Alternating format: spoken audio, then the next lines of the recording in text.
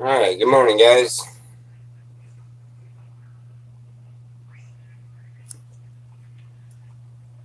The lighting. Lighting's fine. Yep. Lower it for now. Yep. It works out.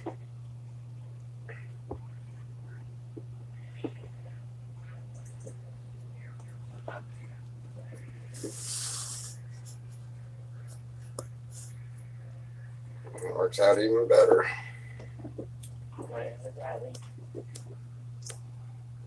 We're trying something new. I know one thing we're going to do. Looks like a mess in the background. Just my jacket and stuff. Good morning, good morning, good morning. We're going to chit chat and we're going to have a nice, friendly, positive stream. I am going to touch base on a few things that we talked about. I do want to clarify something. We do have our verses for the day and all of that. So you were about to do some work. All right. Well, what kind of work?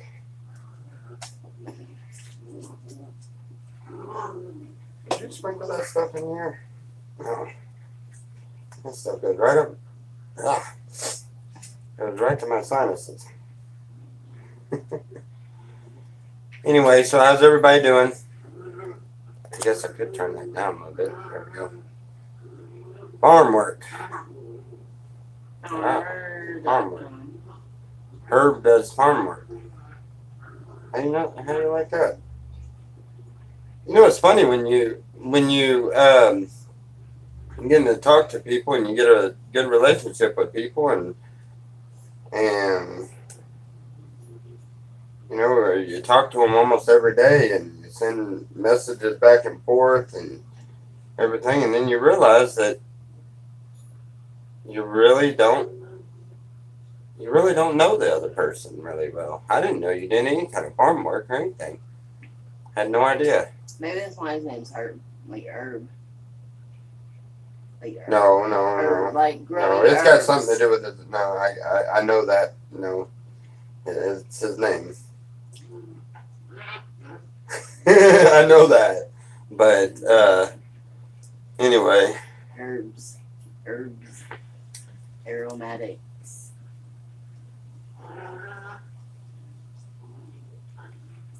It's too early. Huh? It's too early. And there's no sun. It takes them a little while to come in. So Herb, what do you grow on your 20 acres there? I used to love growing stuff. I had a piece of property out here that out in Indianola. I had 136 acres. Wasn't it 136? 126. Maybe it was 126. Anyway, there's a lot of acres there, and we had huge gardens. Man, I had a watermelon patch that was about 1.5 acres big, and all tilled by a walk behind tiller. A lot of tilling. I tilled on that thing and dug rocks out of that thing for I don't know how long. We had 11 horses of our own, and then plus with the other ones and stuff, I think there was somewhere between 17 and 19. I don't think we ever actually got up to the 20 mark on horses, but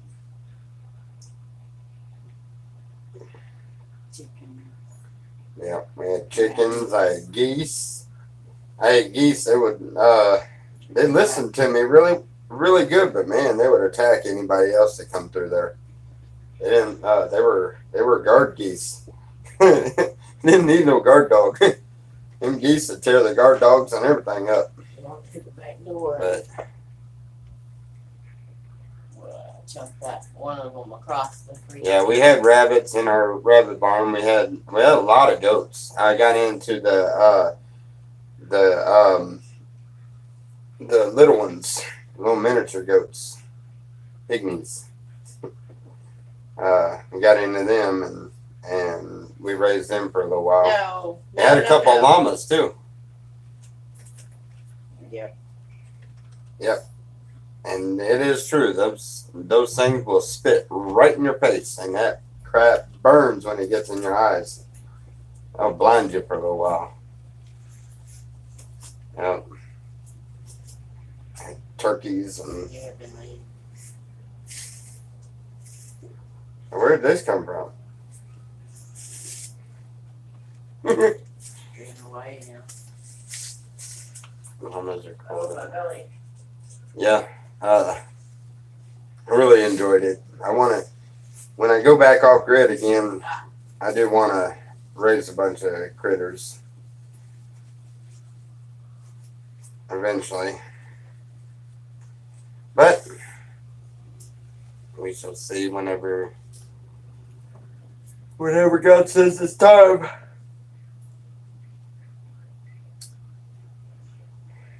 Right now I'm sitting bored in this apartment. Can't really do anything because we got to leave here in another week or two to head towards California for the wedding. When I get back, though, I'm definitely gonna have to start doing or getting something else. They're not doing anything with the maintenance. They done gave me a run around and over, so. Burn a lot of wood in the mountains, huh? Actually, that's pretty animals somewhere or sometime. Yes, they do. Polecat, how are you doing? Selena went back in the living room. I set everything up in the bedroom. That way I'm not disturbing everybody when I do my live streams, and I can do more live streams. Yesterday I planned on doing a live stream, and then all the family showed up and the grandson and everything, so I didn't do one. And sometimes Selena will get in there after she gets done with her rooms, and she'll get in there and watch her shows and stuff. So, and I feel bad when I tell her she got to turn the TV down so I can do a live stream. So I figured I would set up something in here in the bedroom. Works for me. All right. Anyway. Sour. Ow, The fire went out. I'm sorry to hear that. All Alright, well, it don't look like we're going to get very many people this morning, but we can pass the word along to the ones that need it. But there was a comment made yesterday morning that I looked at, I overlooked. I should have addressed it then, but I only knew one place that I could think off the top of my head where it was wrong, you know. But it was said yesterday that hell is not mentioned in the New Testament. Well, I beg to differ. King James Version Bible right here. From what I understand, there is 23 places in the New Testament where hell is mentioned. Now I have 1, 2, 3, 4, 5, 6, 7, 8 of them found so far. 8 out of 23 isn't very much, but these 8 that I have here, I can vouch for, are here. In Revelations, the 1st chapter, the 18th verse. Also the 6th chapter and the 8th verse. Also the 20th chapter and the 13th and 14th verse. Then you got Luke, the 10th chapter, the 15th verse. The 16th chapter and the 23rd verse. The 12th chapter and the 5th verse. Then you've got Matthew, the 11th chapter, the 23rd verse. What I'm saying, anybody that has a Bible, you're more than welcome to look it up yourself.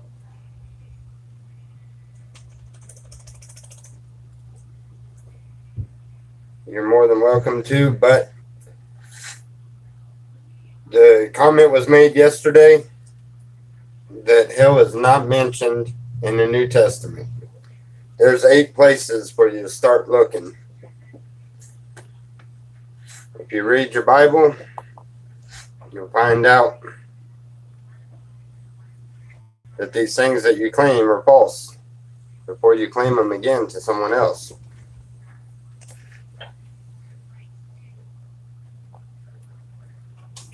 But once again, I'll give you those verses again so that you know them. Revelations, chapter 1, verse 18. Revelations, chapter 6, verse 8. Revelations, chapter 20, verse 13 and 14. Luke, chapter 10, verse 15. Luke, chapter 16, verse 23. Luke, chapter 12, verse 5. Matthew, chapter 11, verse 23. There's 8 places that it is mentioned, that hell is mentioned in some way, shape, or form in the New Testament. So, like I told you yesterday, study and know what someone is telling you. Don't take it for granted that somebody says that this is the truth. Don't take it for granted that that's the truth. Find out for yourself. When you take it for granted that it's truth, and you put your faith in man. When you put your faith in man, you're wrong. You put your faith in God, you can't go wrong. So, just for the use of understanding and for knowledge, there is 8 places there that I have found. Supposedly, there's 23 places in the New Testament. I have not found 23 places, although I did not spend a lot of time looking.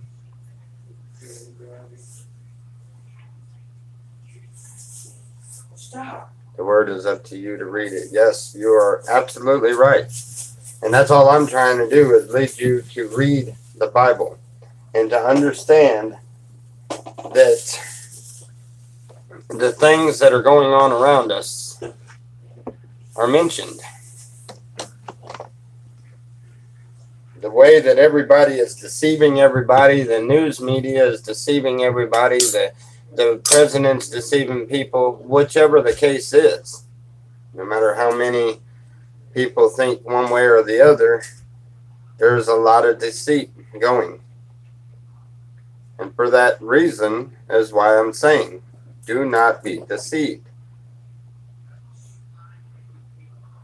Trust in God. Learn about God. Read your Bible. Get yourself right.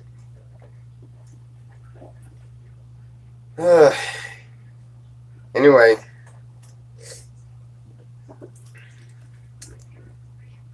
I'm going to read in Matthew's chapter 10, starting at verse 30. I don't know why, but there's 3 or 4 verses there that I plan to read, and we'll just listen to them, think about them, I encourage you to read the verses before and the verses after, so you know exactly what he is explaining in these verses that I give you.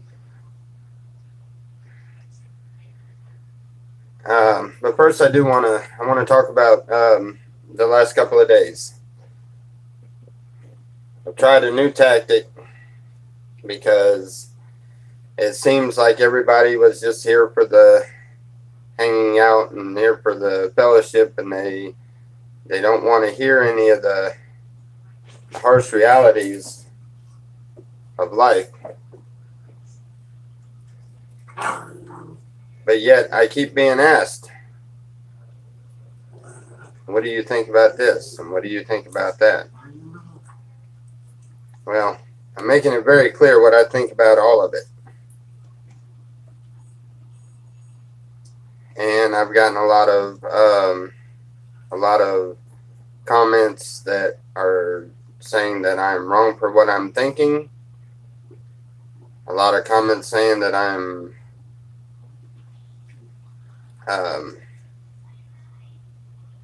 shouldn't, the funniest one, I shouldn't preach so harsh. Wow. That's disturbing that people believe that way. Hold on.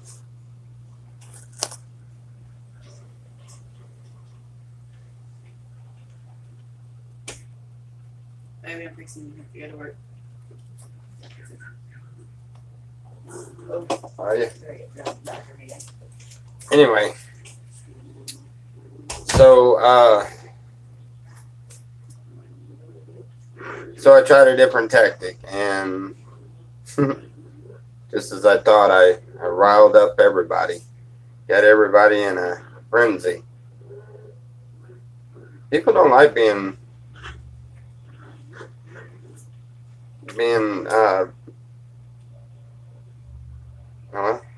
preached to. And I understand that. I get it. We want to lean to our own understanding. And I understand that. I do. But our understanding isn't God's understanding on our life. And it is very important to me. I want to know what God thinks about everything that we do. And I want to make sure that I praise Him with everything I've got. Every inch of my being. And in saying that, I am not sorry for nothing I said. I was telling y'all to look at the things around you and look and see what's going on. Now, if you look at the media now, they're in a frenzy. They are all blowing everything so far every which direction that that you can't figure out truth for lie. And a lot of which the arguing and the bitterness and all of that I was telling you looked very, very plain to see was coming has already started.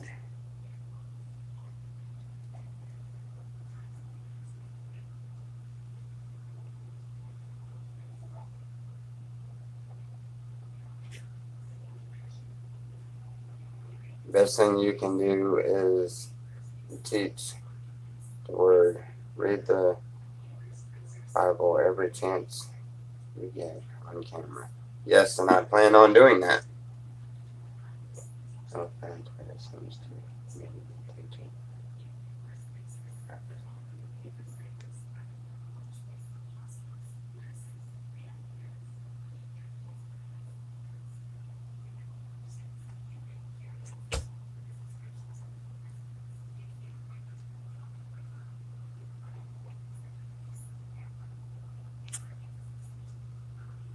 Yes, it seems like it would bring more people to them. And people don't want to hear about things that are unsure.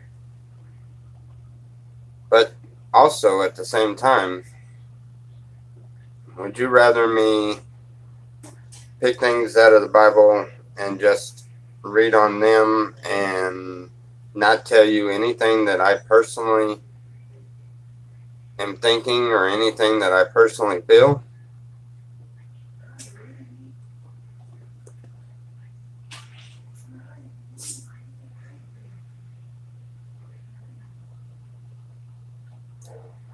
Yes, we will as soon as Sean comes on. I don't have access to the computer to do that, and we were gonna we planned on unmodding you. You never did send me an email. I was kind of curious of why, but that's fine. All right. Anyway, let's get into the scripture for this morning, and then we can chit chat and talk. Matthew chapter 10, starting with verse 30 to 33. But the very hairs on our head are all numbered. Fear ye not, therefore, ye are more valuable, or more value than many sparrows. Whosoever therefore shall confess me before men, him will I confess also before my Father which is in heaven. But whosoever shall deny me before men, him will I also deny before my Father which is in heaven. So we need to think about that.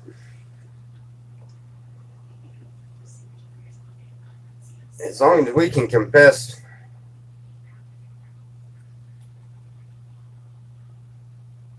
our God, then he will confess us in front of his Father.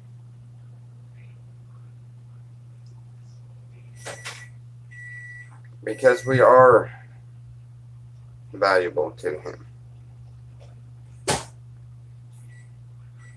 For every hair on our head is numbered.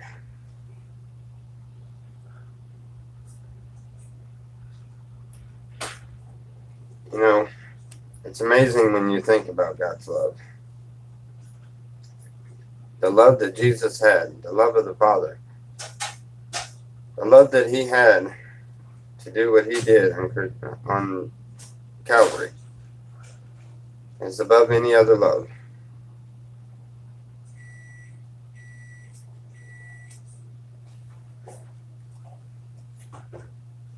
But that is our scripture for the day. I'm going to spend more time just hanging out and chit-chatting.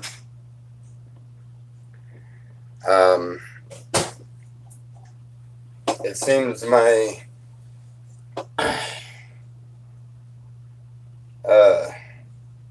devotions were a little too harsh for a few people. Sorry, I don't believe the same way. I believe it needs to be harsh, but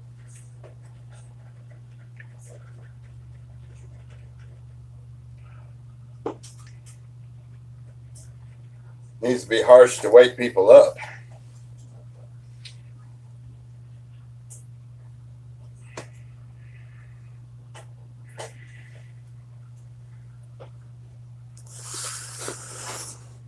Yeah, not everybody thought they were harsh, but there was a few. There's a lot of people that don't want to hear anything about the possibility of the rapture coming, or the possibility that we don't have much time. In all reality, we don't. And my idea is to try to show people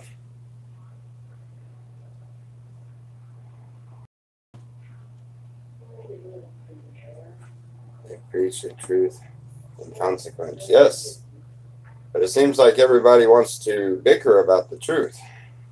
The truth is not wanted. Which is kind of the same reason why most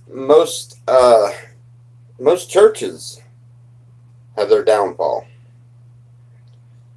Kind of the reason why I don't even like a church for most part. You get these preachers that will sugarcoat everything and make everything sound like it is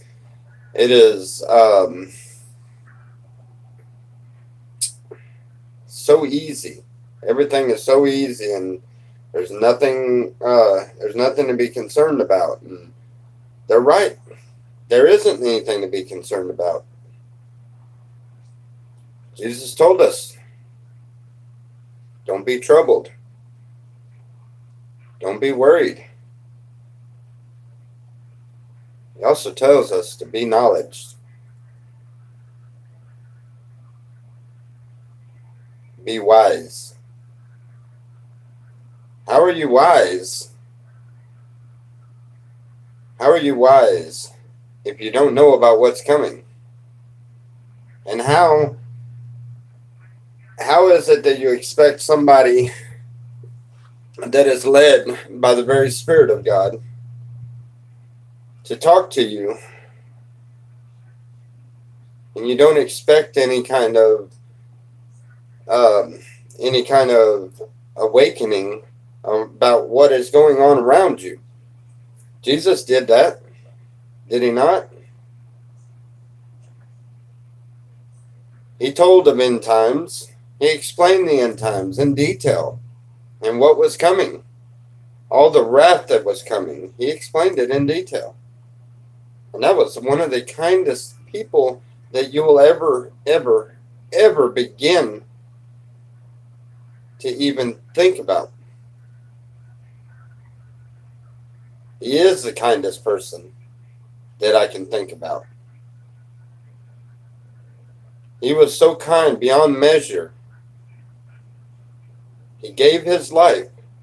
They didn't take it. He gave his life. So that me, you, everyone in this room, and everyone on this earth for that matter, has the ability to make it to heaven. Because we all sin and fall short of the glory of God. So we're not going to just walk up ways into heaven. So we needed that help. That was the only way that it was going to work. The devil sits in the darkness and waits on us to fail, and as soon as we die, it's boom, he's got us. Why? Because there wasn't that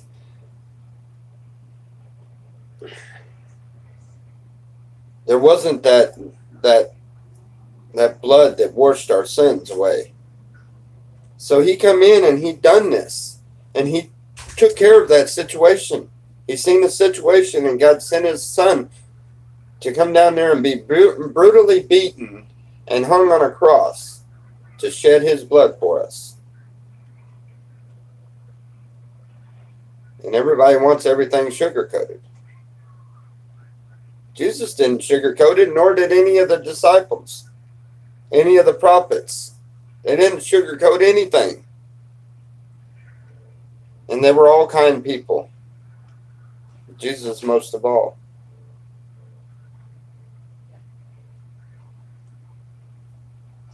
But it bothers me, and it bothers me down deep in my heart that people want me to sugarcoat things.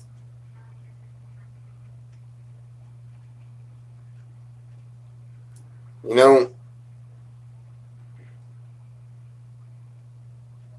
I'm sorry, but sugarcoating things are, as far as I'm concerned, that's for fools. I'm not calling anybody a fool because the Bible tells me not to. But that is for fools. You want your message sugar-coated. I don't want to sugarcoat anything.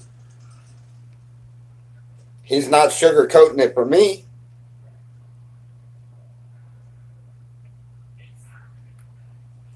He's not telling me, oh, it'll be all right. You can do this, you can do that. No, he's whooping me every which way. Every time I try to step out, he whoops me. Every time I do something I'm not supposed to do, he whoops me. He's not sugarcoating anything to me. You don't want me to sugarcoat it to you. I've sugarcoated all I could. All I can. I'll sit here and chit-chat with you and hang out with you and have a blast. But when it comes to the Word of God, don't ask me to sugarcoat it for nothing. It's not right to ask me to sugarcoat it because I'm not going to. I haven't got it in me to sugarcoat it. It's simple. If you are not prayed through and you are not an anointed child of God and you are not saved by His grace,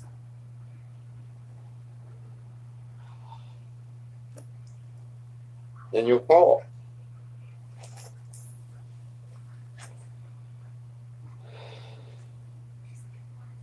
It's not a matter of sugarcoating. I'm telling you things that should be concerned about. You know, there are a lot of sinister things happening in this world. And they're happening before our face every day. But let's sugarcoat it.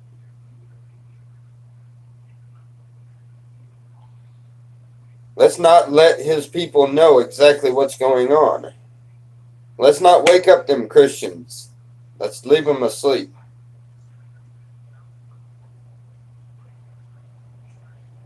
Let's not wake up the children of God. And that sounds right. That sounds okay. That's not all right. It's not all right for me, and I can't do that. If I tell you that this world is full of rainbows and unicorns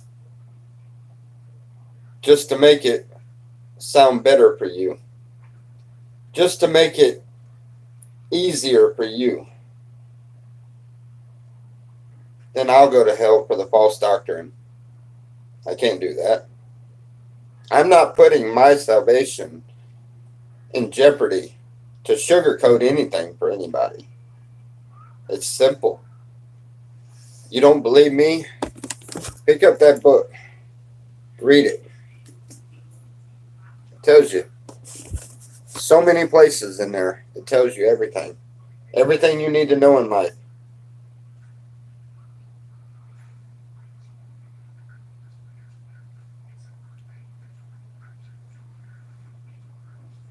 You know, I pray that everybody finds Jesus.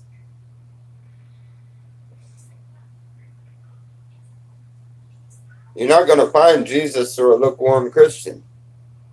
You're not going to find Jesus through a sugarcoating preacher.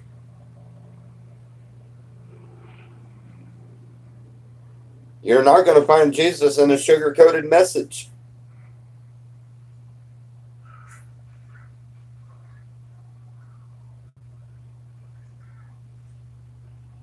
You know, everybody wants to be told that being a Christian's easy. Let me tell you, it's not. It's hard. It's hard because the closer to God you get, the more the devil wants to play. And the more the devil wreak havoc in your life in every which way.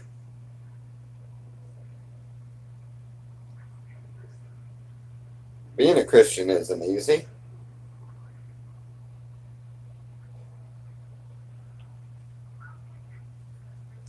It's our duty. We're here to go through all of them trials and go through all of that. We're here for that. We're here to glorify God. How can I glorify God if I haven't been through anything harsh? How can I glorify God if God hasn't personally whooped me and put me where I need to be? A person that believes their own way and is determined that they want to believe their own way. Okay, you know, there's a lot of you that love fighting, which fighting is wrong and stuff. But let's take fighting for example.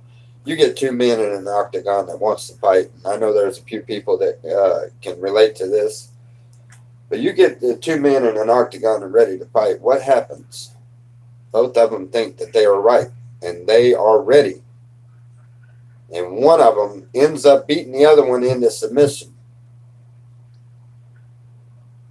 Well, now apply that to a Christian's life. Are we right?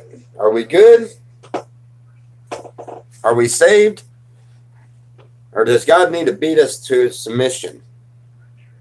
To where we finally submit to Him and say, okay, all right, you got me. I'm all yours. He's not sugarcoating anything. He's not going to sugarcoat anything.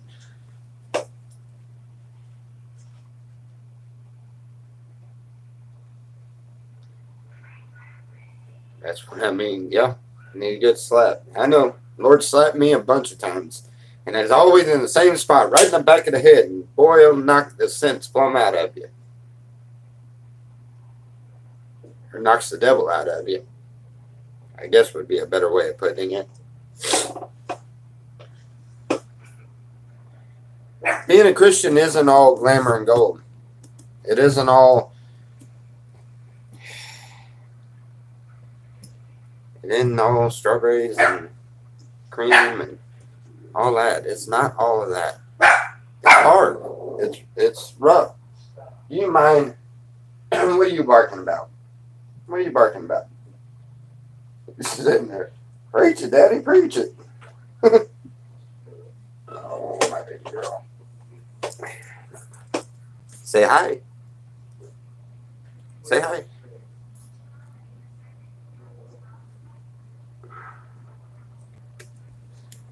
Didn't like that dog at first, but starting to grow attached to it.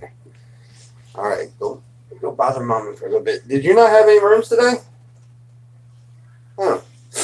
I was going to get done with this and go and help her, but I guess she doesn't have any rooms today, so got the day off. Huh. You know,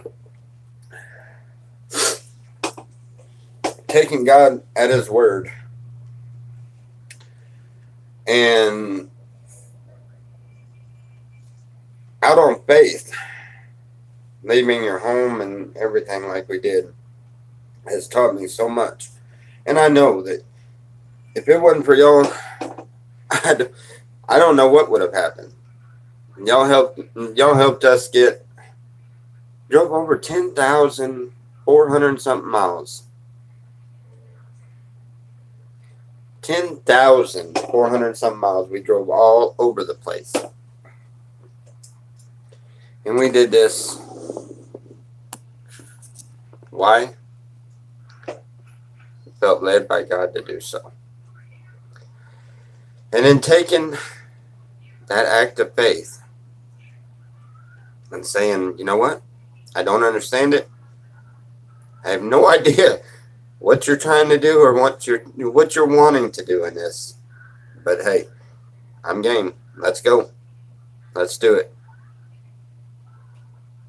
And having that faith and doing that has forever changed my life. I am convinced to this day that I would not be where I'm at with God if it wasn't for that act of faith. Having complete faith in Him. He put the kindness in y'all's hearts to help donate for the fuel. And even then, we went over the books. The amount of money that was donated was unreal. The amount of money that we already had combined, it was unreal. That was a lot of money. And yes, I agree with a lot of people. That could have been used in many different places. It could have been used doing many different things. Many different things.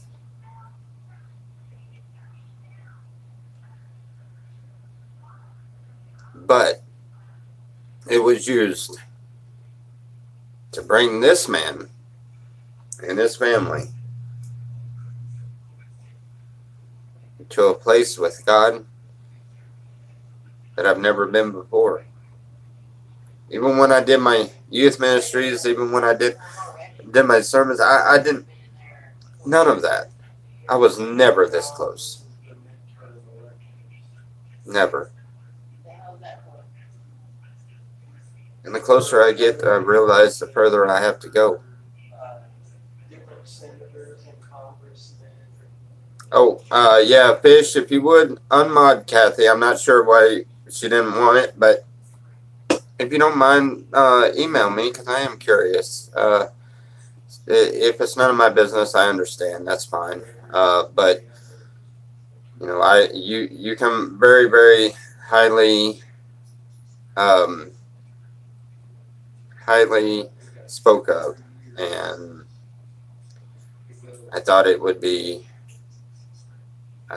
nice, but you know, I understand if you don't want it. I'm just kind of curious on why. But anyway, you know, we have everything. We have a plan set up. We have an idea of what we're going to do, and let's see. Scariest part of serving God is knowing you have to give up a lot of carnal. Yes, it is. It is, and I have had to give up everything I know, everything I worked hard for the last year or so, and it still troubles me. But at the same time, I know it was meant to be that way. I don't know why things happened the way it did, but just think about this from my perspective on it. You know, we're in the middle of this tour all over the place, and I lose my mother, and within days of losing my mother, I find out that everybody wants to evict me from my home.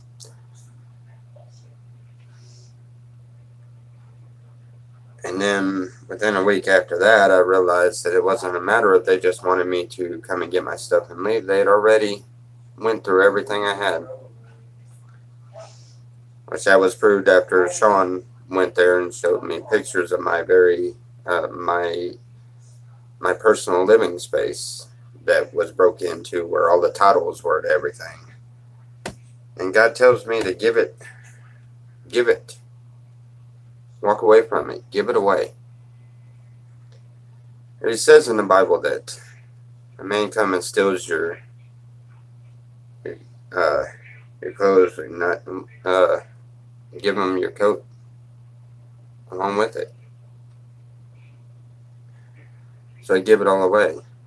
And I gave it away because I didn't want to have the hatred or the bitterness in my heart because of what they did by taking everything.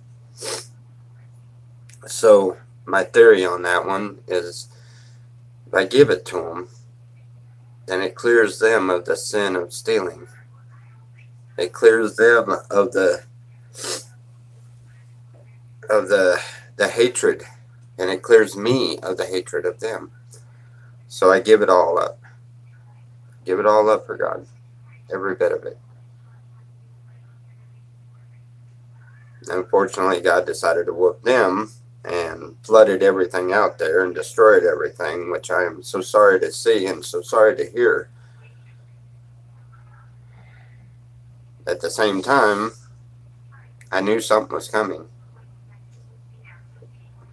There's no way that you can do something to one of God's children and not expect God to retaliate, I guess, in a way of putting it. You know, I don't know if retaliating would be the right way to put it, but you can't expect him not to stand up for his people. And he will.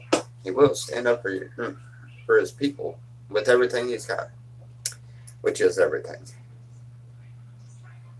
You know,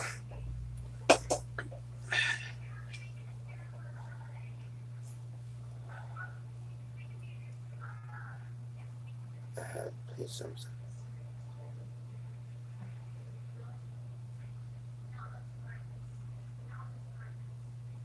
Please don't stop that. The Bible specifically says he will not use blood to punish ever again. Very true. But,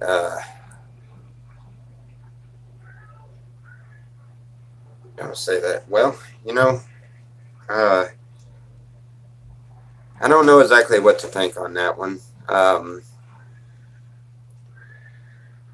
But, you know, and I'm not saying that that's what happened. I'm just saying that's what it appeared like to me. And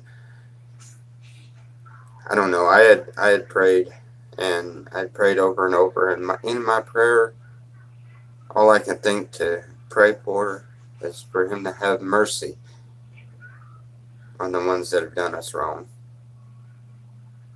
Pray for mercy with them. As Jesus did on the cross, he prayed to the Father, Father, forgive them, for they know not what they do.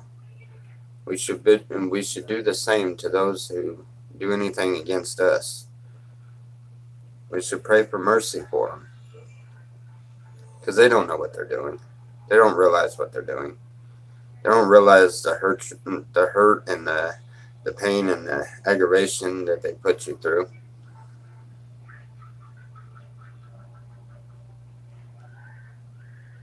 Yes, I know there was a lot of people affected by that, and my heart goes out to all of them.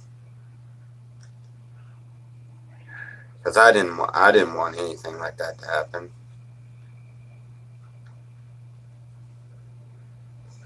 And I looked at that and I cried. When I seen that, I cried. Because the first thought that crossed my mind is, oh my, they're being punished, and I didn't want that. I didn't want for anybody to be hurt or any of them to lose their stuff or their homes or anything. You know, I didn't want for anything like that to happen.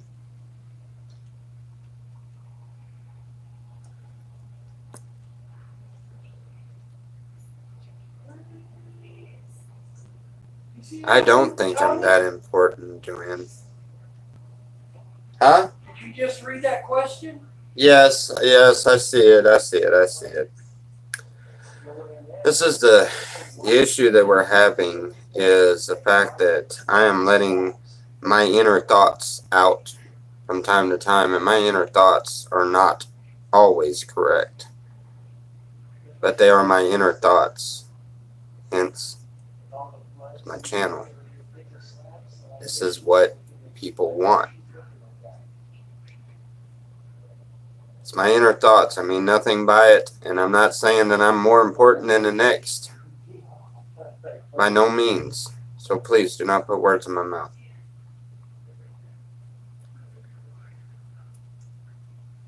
Look.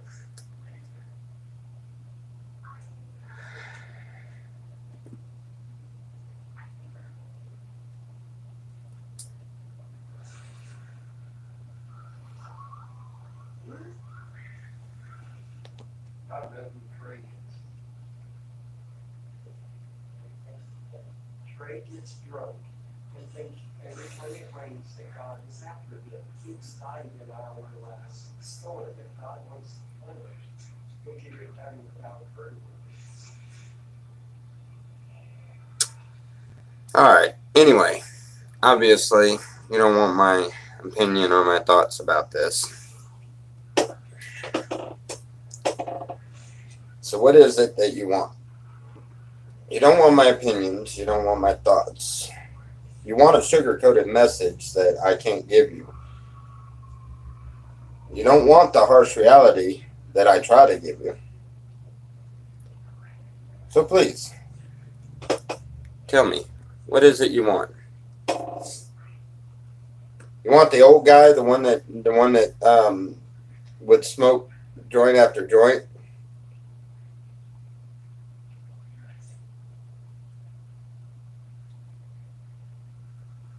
Or do you want the one, or do you want the old guy that y'all don't even know anything about, the one that used to drink years ago and get drunk and sit here and babble along about things I have no idea anything about? Or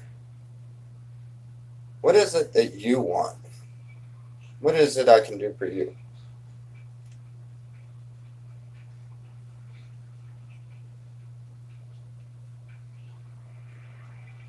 I'm stuck in a situation.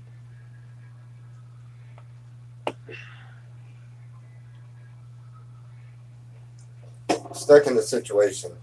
I have what's on my heart, in my heart to say.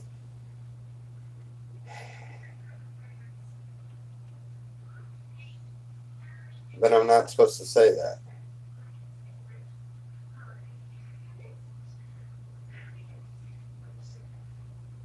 Mary, the ones that, the people that I'm talking to, they know who they are.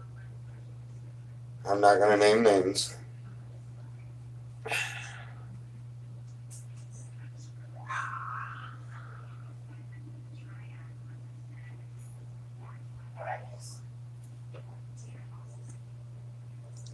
Find God for yourself, and people will see that. I am finding it.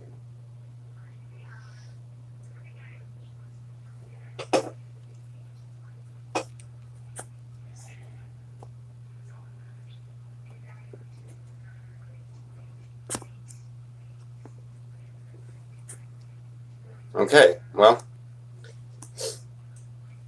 I understand that. I'll tell you what.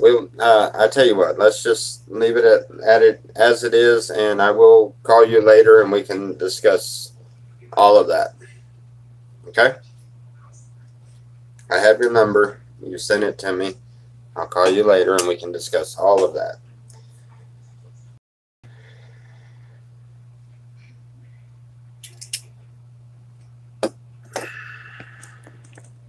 Yes. So very true.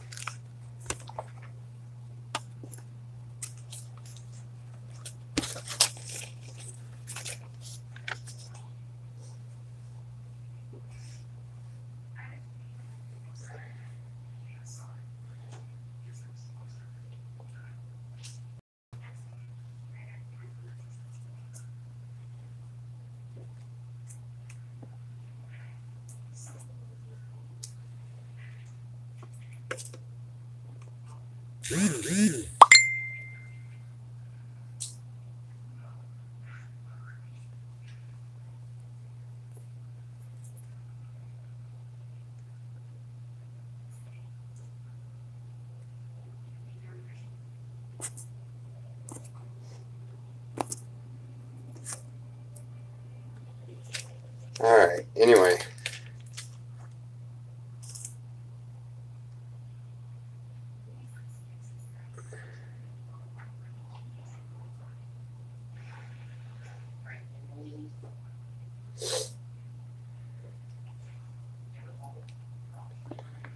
You know, like we were talking about, you don't want to, you want everything, people want things sugar coated. And they do. They want to know, let's see.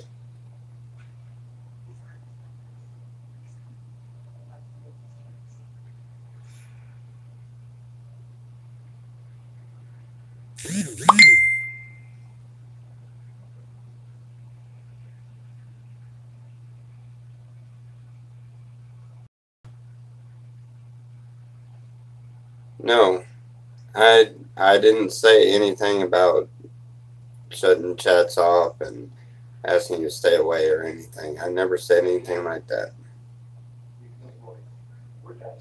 And I am fine with the comments. But I open up the book to find something,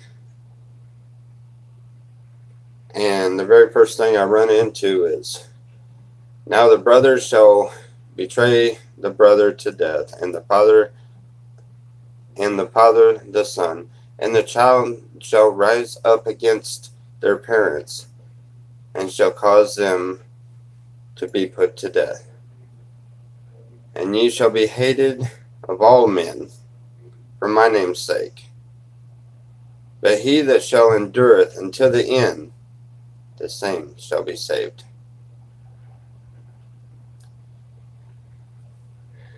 I'm expecting a lot of people to hate what I say or hate me.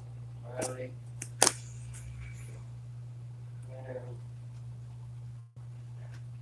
Yeah.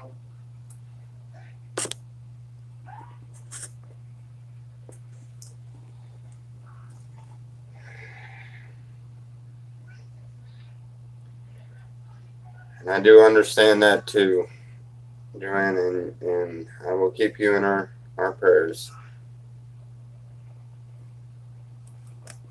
I understand the battle that you're going through. Selena understands that battle more than I do.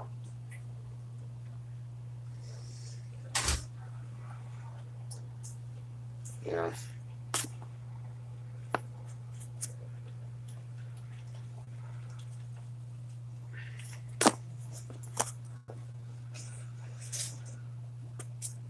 Yes. By all means. And that is appropriate times. And now we was doing morning devotion. We are done with morning devotion. So by all means, let's talk about what we believe. And not ridicule each other for what we believe.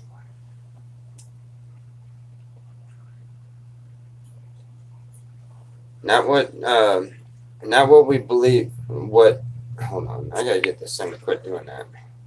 All right.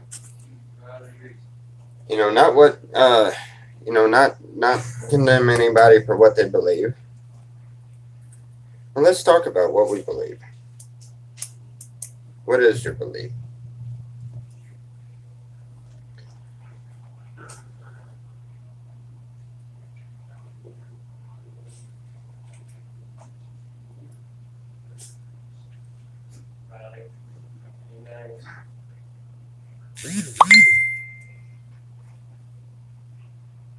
Wait a minute.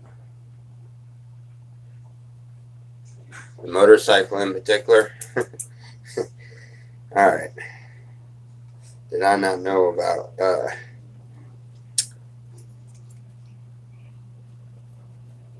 that was a really interesting situation.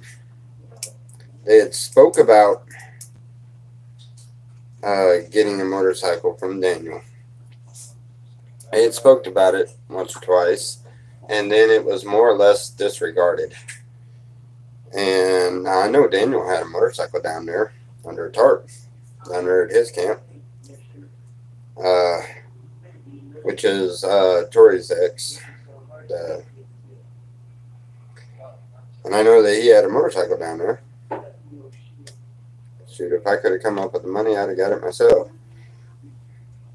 I even asked for it to work out a deal with him.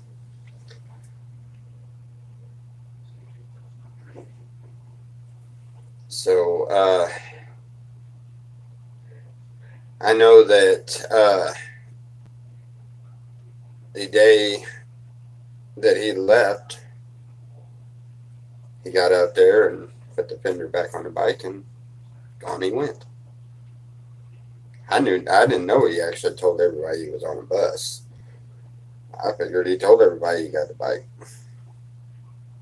I know that he had traded some very expensive cameras or something or another for it, but I still don't know much about that either.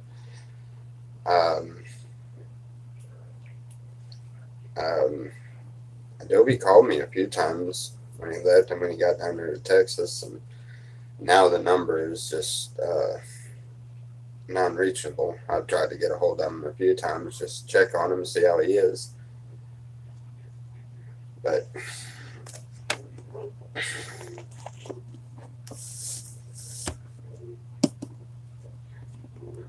But is that a concern for him? I know he right there in the walkway of my camp, he prayed through. He knelt right there in the walkway of my camp and begged for God to grab a hold of him.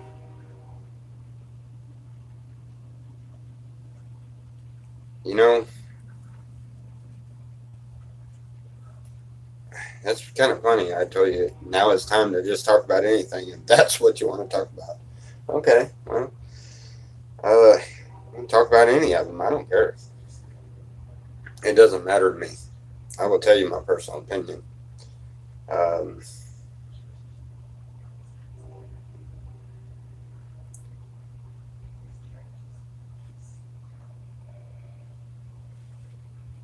the only things I can't talk about are things that I can't talk about.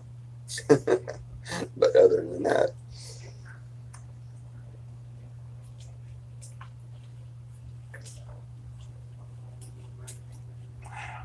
the only things I can't talk about are things that I know nothing about, because then I have nothing to say about them.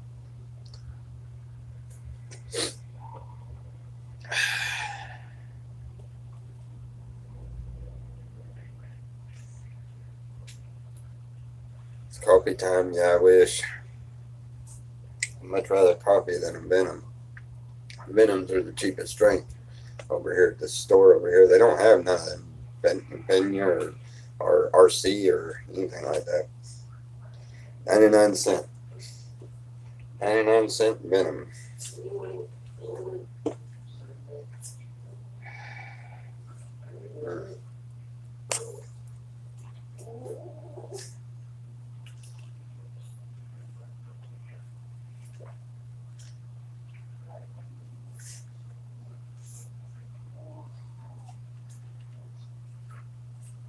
I know you don't dislike me. I know you don't dislike me. And maybe I misunderstood what you said, and I'm sorry if I did. But we were talking about something, and that came out differently, and it was more or less like you were deflecting the conversation. And I am a firm believer in the verse. It says, "Let not any corrupt conversations come out of your mouth." And I'm not sure what was being said, and I will go back and check it out. And I do apologize if I was in the wrong for that.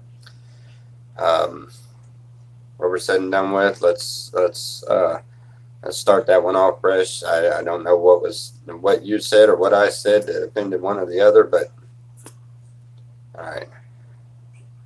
Winter time is soon, and that's motorcycle.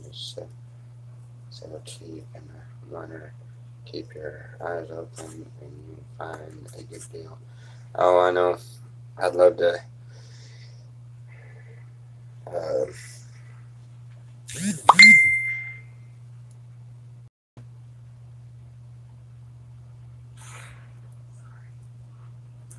What am I on a roll today?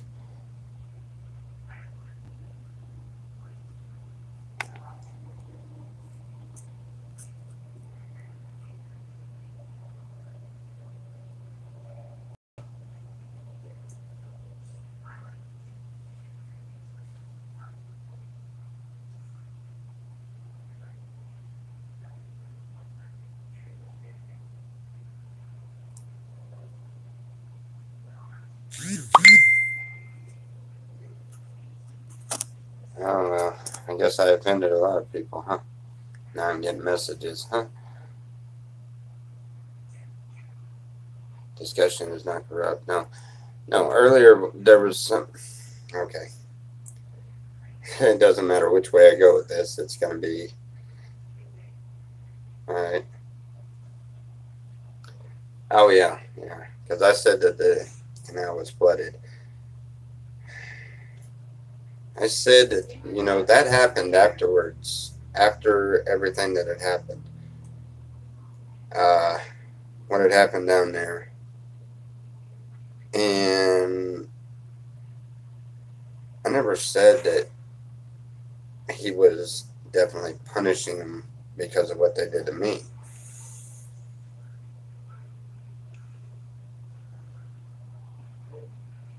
So I'm sorry that people believe that, but it's okay. I understand. I understand perfectly fine.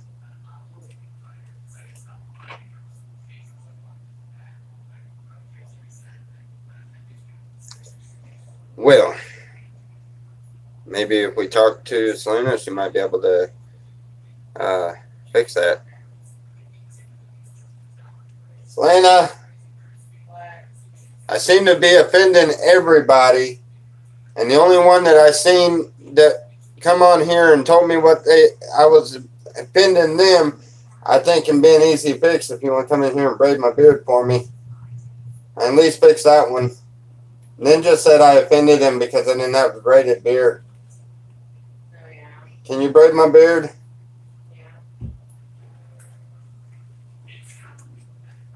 Yeah, she's going to come and fix it, okay? I know. I didn't say that for everybody to think I was saying. No, I'm just picking.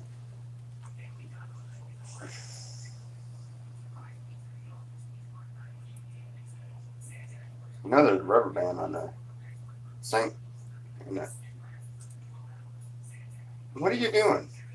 Are you doing? Oh, no. That is not what I meant. You know I'll never get the beard to go back together again. It'll be split in the middle again. You're my Viking. A Viking. I'm not a Viking. It's alright. I'm fixing to shave all of it off. I'm thinking very seriously about just taking the whole thing and shaving it off.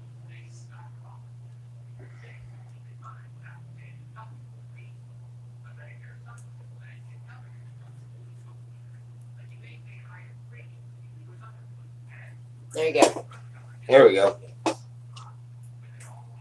Yeah, that's going to have that split in the middle now. Alright. So, let's see. And I don't think he is, but Ninja is the beard thing. Yeah. Yeah, Ninja got a little offended by the beard things.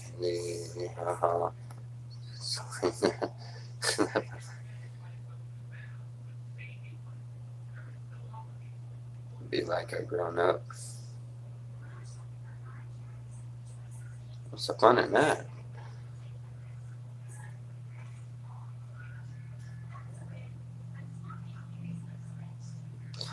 All right. Well, I understand. It's what I would, but what I'm getting at about that. Let me re-clarify on that one. I didn't wish any harm to come to anybody. I didn't want to see any harm come to anybody. And instantly, when I seen that, my first thought was, you know,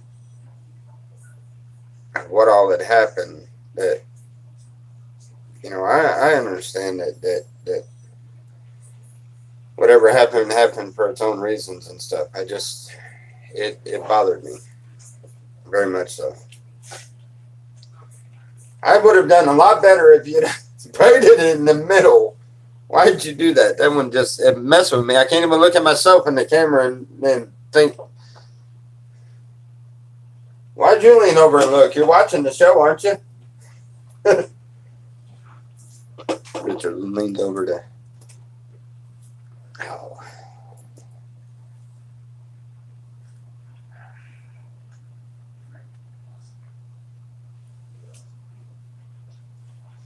Yeah, I know. I may have said it wrong. Sorry. Whatever. I don't know. Anyway. I just cut it and cause. Did anybody watch that show or that causes deal about the unicorn deal? The unicorn thing was funny. The music playing in the background was even funnier. But when the video was over and it started playing the other part of that, the other song, That was downright hilarious. I could not. Yeah, that one threw me way off. Don't remind me. I purposely skipped over that video because he was naked on the caption picture of it, and I was like, no, I do not want to see that dude naked. Nope. The whole time I was there at the slabs, I've seen one too many people naked. The first day I went to the slabs, I kid you not, I went up to, where was that? The hostel. I went up to the hostel and I talked to the old man that used to own the hostel. I forgot his name now. But anyway, I was talking to him. I thought it was strange enough that that we were looking for a place to go, place to stay, and I thought it was strange enough that the very first person I decided to stop and talk to happens to be a man in a skirt. Your brother's in the living room. Anyway, happened to be a man in a skirt, and okay, that's fine. I don't judge anybody. So he's showing me around, showing me these different campers and stuff, and telling me the prices. There's another guy walking with us, and he said he needed to take a shower and get ready. I wasn't thinking nothing of it. You know, I was walking beside him. The other guy, the guy that owned it, he said he had to go somewhere, and he took off. Well, I'm thinking that the guy is telling me, well, let's go on and go out the gate so that, you know, he'd show me the way back out. I mean, I've never been there before. That one guy, he takes off this way, and he leaves me standing with this other guy, and this other guy said, well, I got to take a shower and get ready. And I was talking about I was pointing out something. I was talking about it. I turned around and looked, and the dude he had already stripped down to nothing and was jumping in this solar shower that was standing right next to us. And I'm looking, I was like, really? You couldn't, no warning, no nothing? That dude, he looks at me, he's like, well, how did he say that?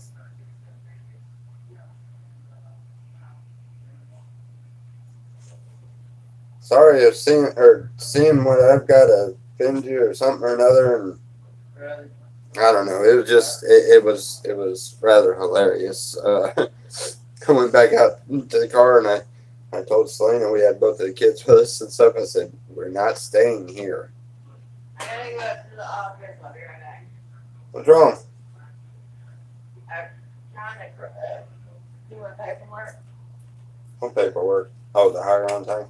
No, my time. Oh, yeah. And there's 2 days. Anyway, yeah, I still got plenty of battery.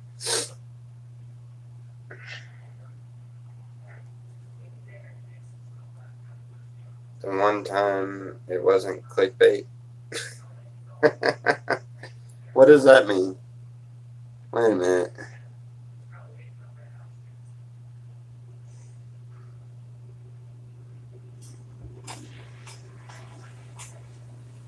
Okay, who remind me? I laughed until I was dizzy. I'm sorry, y'all. Not for what I think, but what I say that I heard saying in here. Don't apologize. That's what we're here for. That's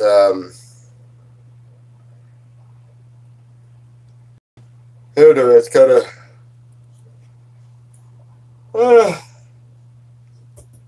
This time frame is when we get to chit chat about just anything. But anyway, yeah. How did we get on that topic anyway? I swear I'm starting to get more scatterbrained now that I don't smoke hardly ever than I do when I did smoke all the time. And that was really scatterbrained. Y'all remember those videos. If you don't, look them up. They're cool. I watch back at them and I'm like, oh my gosh. I was a real idiot, wasn't I? At times. But hey,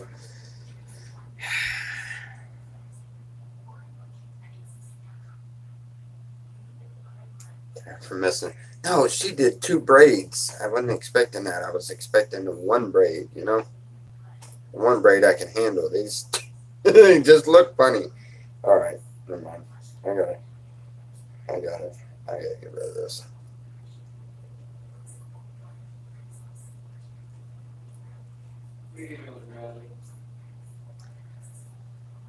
Jack Sparrow style.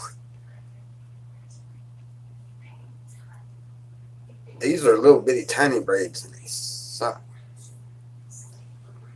No matter, I'm fixing to cut it all off though. Hurry.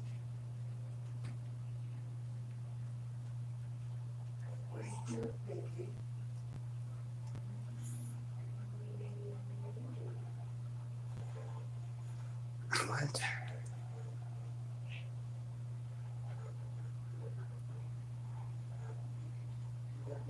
One braid with a cross charm on it.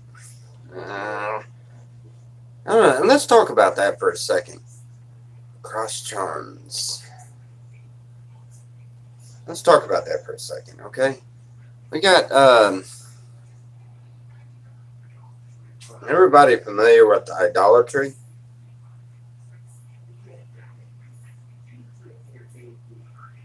Now, from what I understand, it's worshiping other graven images. But he said you should not have any graven images. So, does that mean that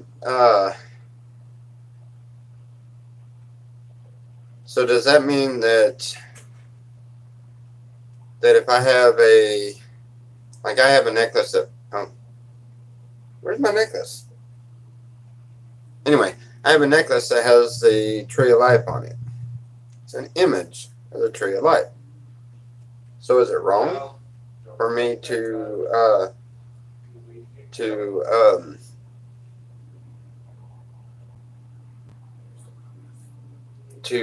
wear it?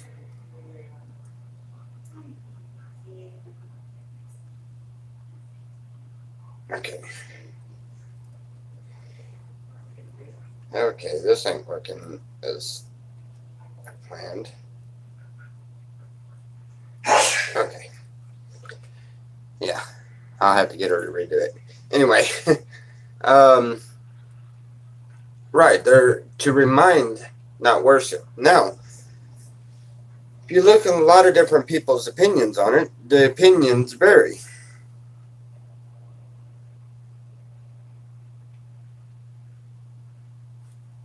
Do I love the tree of necklace more than I love the Lord? By no means. None at all. That's where the confusion comes in. Now, me, I don't see how that would be messed up to have a cross in your home or anything else. But see, like Catholics. No offense to any Catholics, but when they go in and they kneel and what appears to be worship the Virgin Mary statue or the cross with Jesus crucified on it, you know, most all of us look at that as that is not right. That is wrong.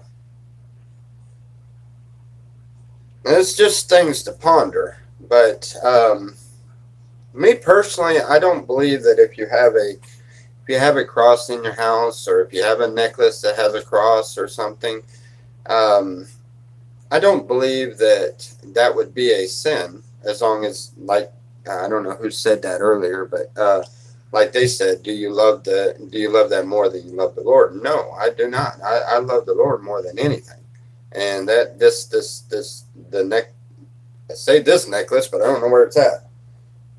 Anyway, the necklace I normally wear, and you know, if we put anything up on the walls or whatever, I don't believe that they are so much as a sin. But at the same time, he clearly says that you shouldn't carve out images of anything, even the beast of the land. So, kind of, I guess I need to pray for clarity on that one.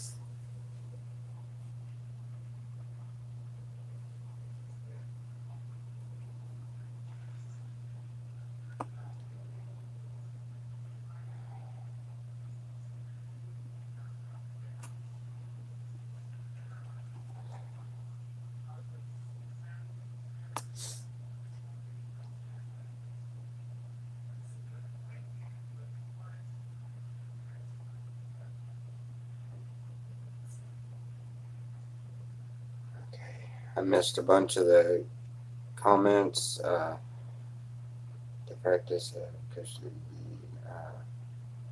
modesty and clothing and long hair from women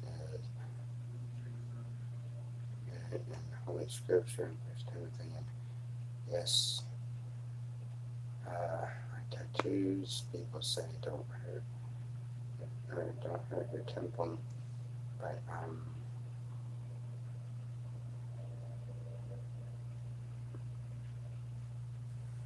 decorates my temple. Yeah, as far as tattoos, I don't know. I don't look at it as decorating my temple, because the temple of God is within, I believe. But at the same time, you see, I have tattoos. I haven't gotten any recently, which I'd really like to get this one done sooner or later. But, it's not for us to point them out, but it is something good for us to discuss and see what we all believe. All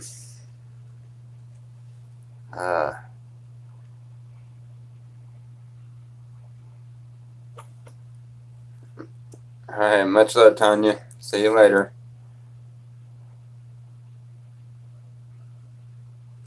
Hey, wait a minute. You know what? I'm trying to figure out how to keep this thing. Maybe if I do this. There we go. All right. All right.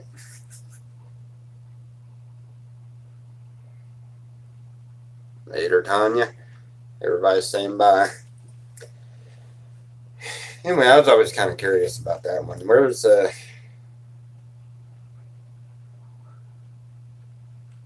don't know. I don't have too many images up or anything that I hold dear. As a matter of fact, in our bedroom, I have that bracelet I was wearing, that purple one that I wore for the longest time. That Allie at the subs there on the canal, Allie of the Wolfpack, she made that for me. And I've had that on my wrist all the way up until just the other day, and I pulled it off. It's hanging on the wall. Selena's son, Joseph, the one that was killed, his hat is hanging on the wall. We have a ruler on the wall, a jacket, my minister's license, and 2 funny-looking cowboy hats. Other than that, we don't really have anything else on the walls. I had I had that prayer cloth that Katana Cooking Mama that she gave me, the lady up there in Maine. I have it on the wall in the living room. That's pretty much it. We don't have anything up on the walls. I really ain't got a lot of pictures or anything else. All my pictures are I am so thankful that I got my personal pictures that I've held on to for years. I'm so thankful I got those out of the trailer and put them in a safe place before the trailer and all was broken into, because there was nothing left. The only thing that my friends grabbed was the strawberry guitar, because they knew I liked it. but everything else was already gone. I'm so glad I've sent my pictures over to a buddy of mine's house. I'm very, very thankful that I did that. Um, but at the same time, you know, if I would have lost them too, I would have lost them too. It is what it is. 'Cause I didn't bring very much with me.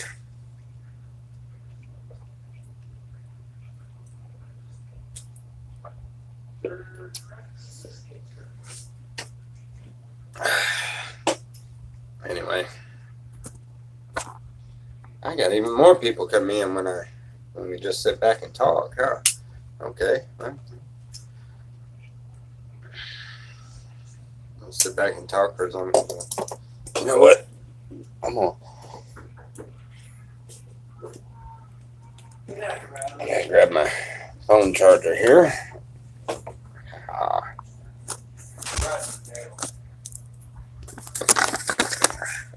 Oops. Making a mess. Hold on.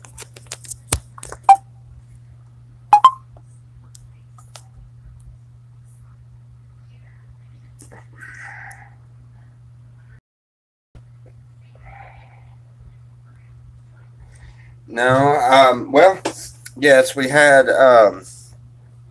my big box of pictures, all the signs that my dad painted and stuff when he was alive, and things I've carried with me since I was 10 years old. I've learned through past experiences that people, it's hard to trust people, and so I did take a lot. I did take a lot of pictures and things like that, and put them over at a friend's house. But it was just a couple little boxes, you know, personal stuff. But everything else was left in the trailer.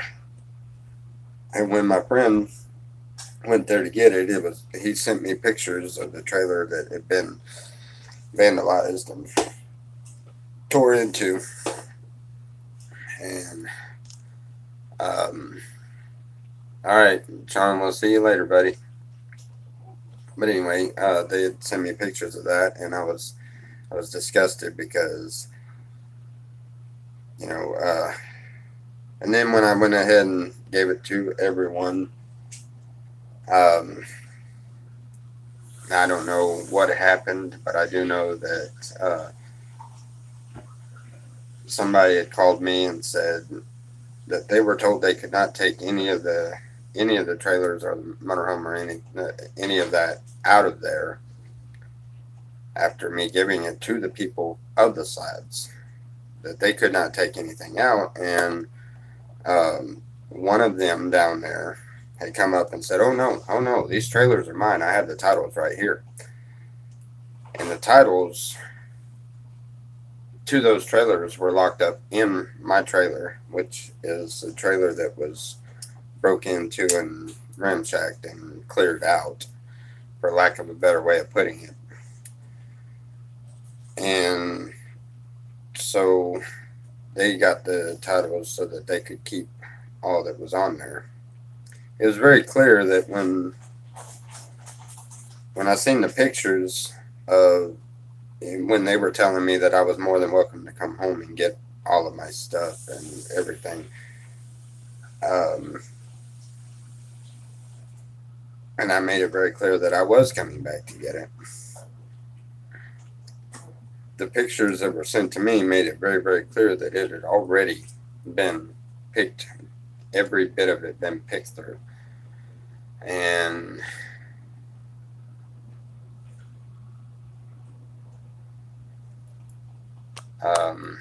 I am just very, very thankful that I did get those pictures out. But there was a lot of other personal things that, you know, that bothered me there, and that's why I had to,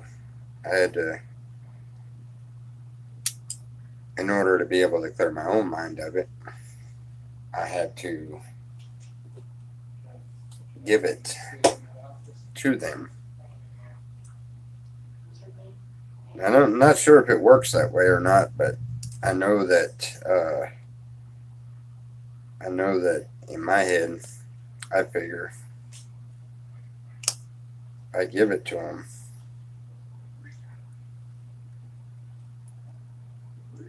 then it relieves the person that stole so much stuff. It relieves them from the sin of stealing.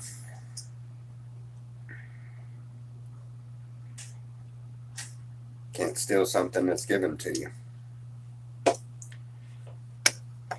That's because I don't want anybody.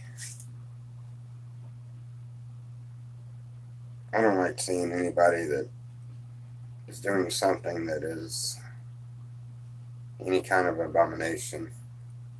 Let's face it, some of the commandments, or one of the commandments, thou shalt not steal.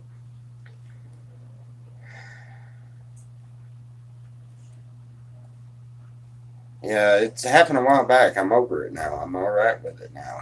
And that's why I'm able to talk about it. I haven't talked about it since, or till now, because honestly, it just worked. It gnawed at me. It kept on.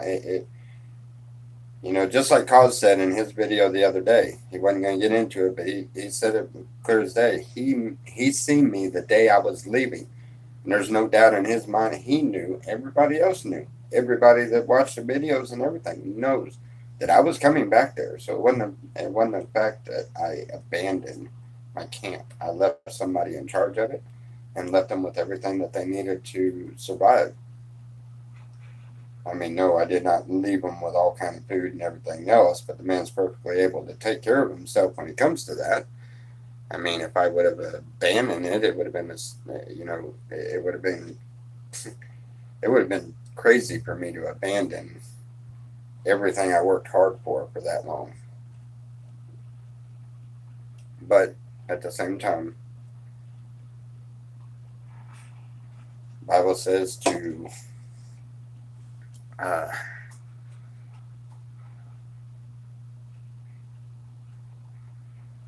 up and follow him. And think not of anything, or don't let it concern you about where you're going to lay your head or where you're going to eat. Are we not any more important than the sparrows?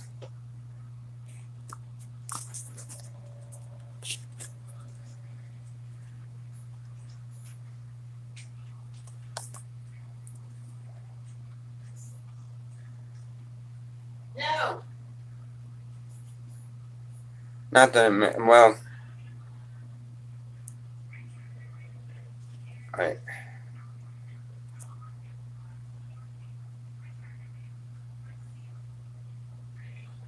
They do this and stuff like that. I could be wrong. I'm sorry. Do you want to know what infected? It doesn't really matter, but I guess if you want to tell me. Oh, that's the guy. Position right in that. Right there.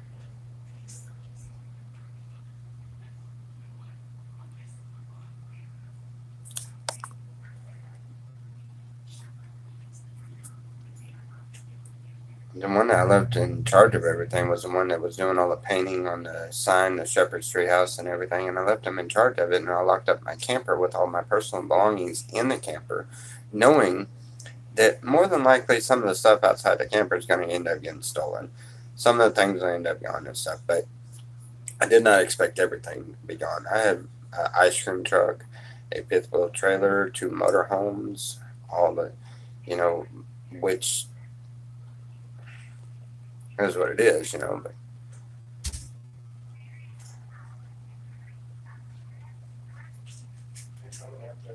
Get a coffee pot. Because when I went up there, Nikki said that Pam told her nobody gets coffee but guests. Coffee's made for them only. Nobody else.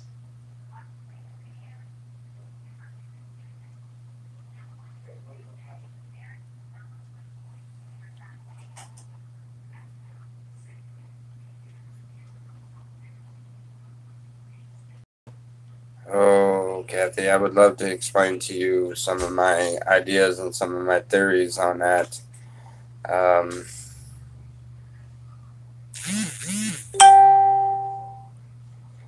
Yeah, I know.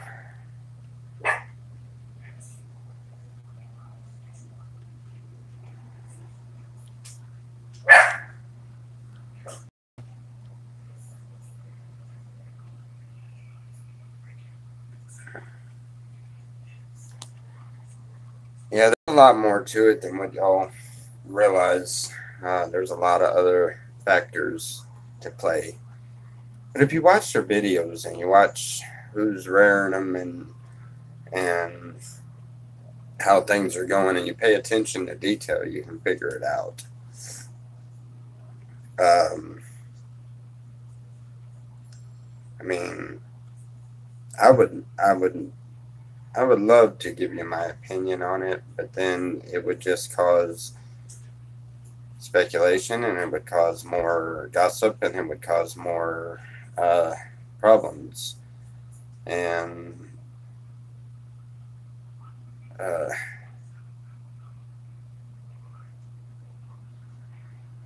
but I will tell you this much. If you really want to know, and you really want to know, watch all the streams. Watch all the videos. Watch what happened primarily, like when, for instance, around the time frame of Mike and when he left, and then when the difference in people that come in and out of the camp and what they were doing and what their motives were, and what is going on now in the other camps, which are the same, and find the similarities. Find the similarities. Find, what was it I was doing? What was it, and where was I going with a lot of things? How is it that we went from, when I first started the videos, I went from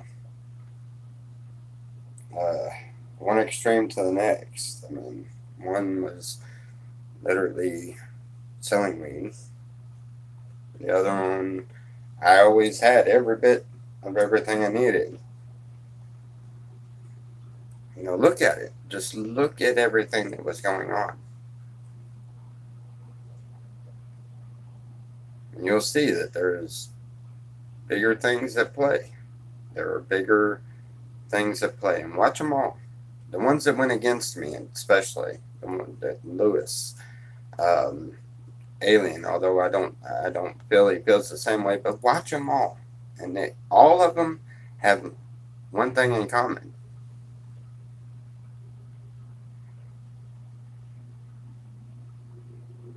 So, figure it out. It's all got to do with the devil at play.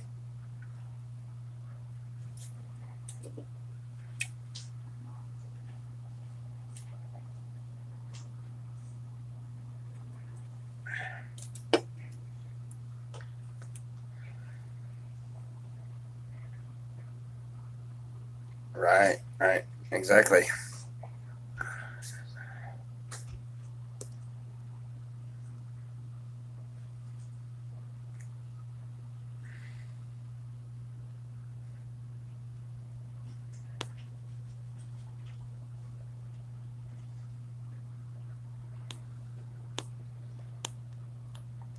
Well, Joyce,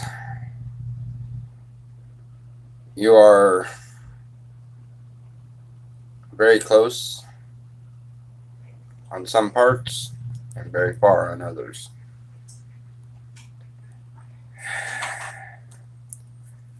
Oh.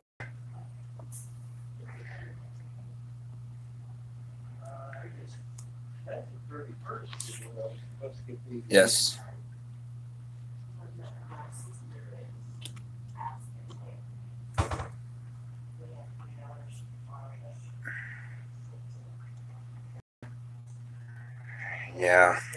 I'm glad I don't have that. I'm glad I don't feel like I want revenge against them.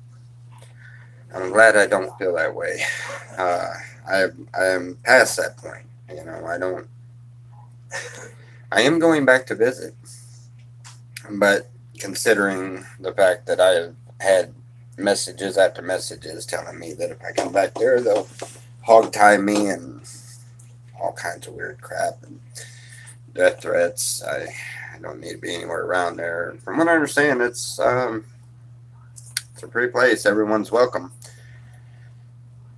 And I do have friends there, and I do have people there. As a matter of fact, I'm wanting to set up something to do an interview with a few people there, recorded, not to be uploaded until I leave, because I don't want any conflict with anybody. But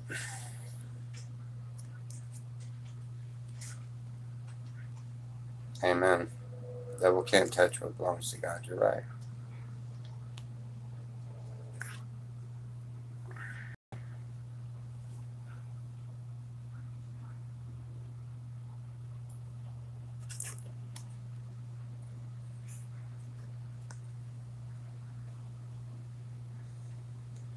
Mm-hmm.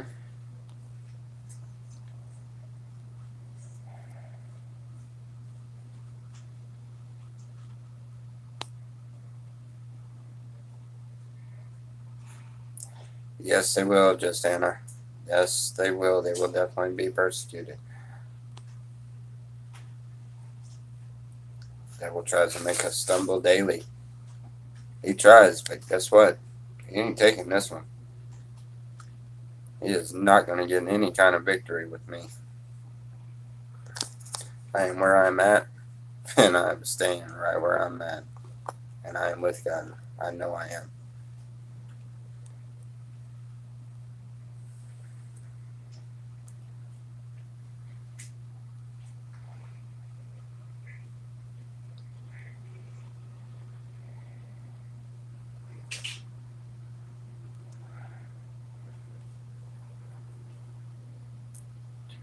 I will say,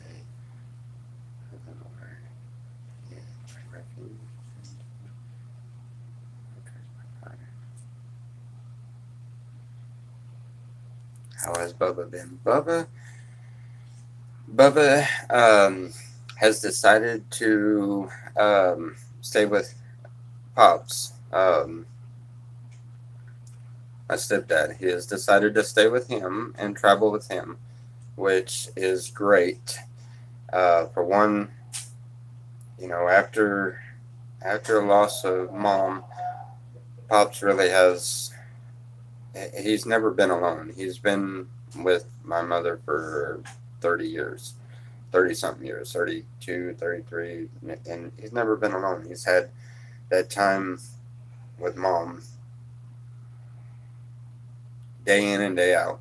The only time he's ever been by himself is when mom was in the hospital, and even then it was, you know, just little bits at a time. So he really needs to have somebody with him and to help him. And Bubba's excited. They're doing flea markets and stuff like that. So he is with people with good intent, and I believe he will end up doing great. I do believe that.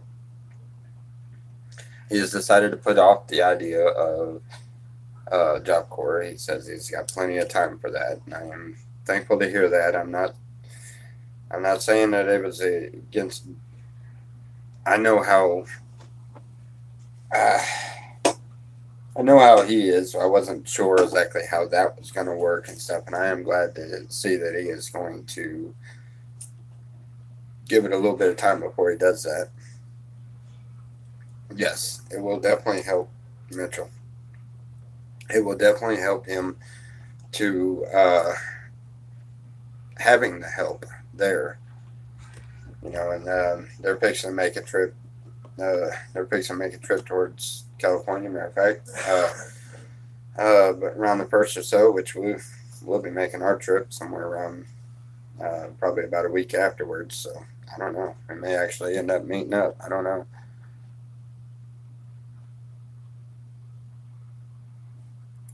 Yes.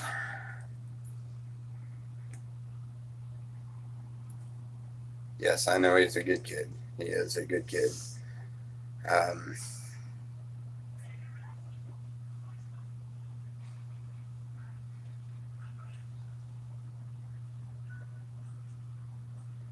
yeah, I know he doesn't. He doesn't. And okay, anyway.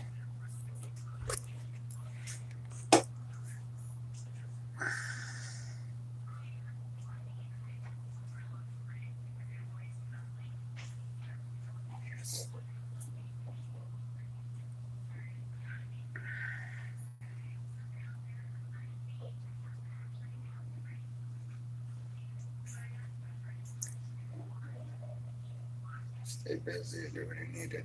Yep. Our days on Earth are numbered, and we'll all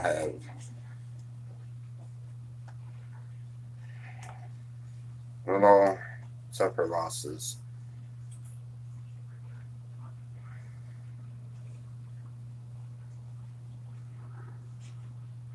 You know, the way that happened, I blamed myself there for a while, and I was starting to drift away, and I was starting to get really angry about it because, you know, I was right there close. God wanted me to go. For what reason, I have no idea, but I needed to go and do this and do that. And, you know, I had to go find the oil. I was right there. I was within an hour and a half away from my mom. And when suddenly we got to go and get the oil. We have to go and get that anointing oil. Once we got the oil, it was a matter of we had to go and pray for Ron. I have no idea. That was a loud bang. We had to go and pray for Ron. After that, he set it on our heart. We had to go up there to Maine. I had to go up there to pray for her. I thought we were there to pray for Robin, Katana and Cookie Mama. When we got there, it wasn't that. We were there to pray for Willie, which is her husband, and to baptize Christine, which is her daughter, and Bubba. We ended up baptizing Bubba also. It was remarkable. But we had to go and do all of this stuff. God set it on my heart that we have to go and do this. And I told my mom, I'll be back. I've got a few things to take care of. First time I'd ever not denied my mom, but told my mom, no, you'll have to wait. First time I ever done that. She's begging for me to come see her. You know, and I don't know if y'all really understand just how hard that is. It's really harsh when I found out. Because when I found out, I cried out to God, why? Why? I was on my way. I'm on my way. I was within a week of getting to her. Why? Why take her before I could get to her?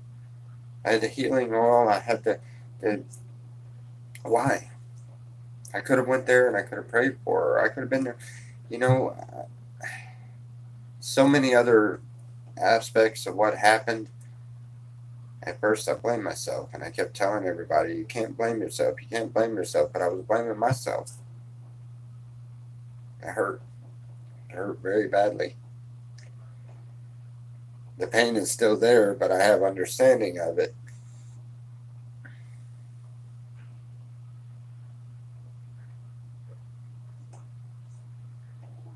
I do understand that Everything that God does, He does for a reason. Even though we don't understand the reason, it's there for a reason.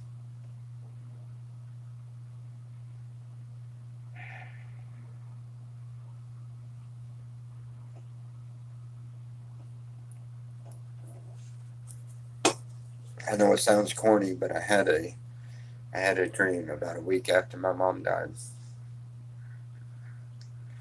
I had a dream I was talking with her and I was getting a chance to show her things I was very proud of. My minister's license, the oil. And in the dream, Mitchell came in and was talking to us. That was a personal subject that he came in and talked to us about. But when he came in and talked to us, it wasn't until I was describing the dream to a buddy of mine and he asked me, "Oh, you got to take in consideration, my mom could not walk very well at all. She actually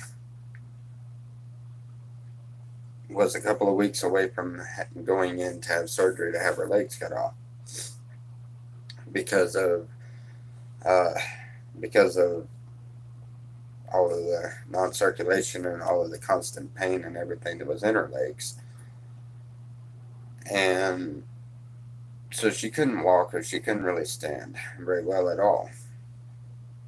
And it wasn't until a friend of mine brought it to my attention. He asked me, he said, "Was your mom standing?" I was like, "Well, I don't know. I was talking to her face to face. I wasn't paying attention on her." It wasn't until we got to talking about the dream and I told him and it dawned on me all of a sudden. When Mitchell walked into that room, he come in and was talking to us. He was eye level. And he never sat down. He walked in. So if he walked in and he was eye level with us, there was chairs in the room. There wasn't no bar stools, but there were chairs. Then my mom was eye level with me. My mom was standing on her own 2 feet for a long, lengthy conversation. And that's when it dawned on me that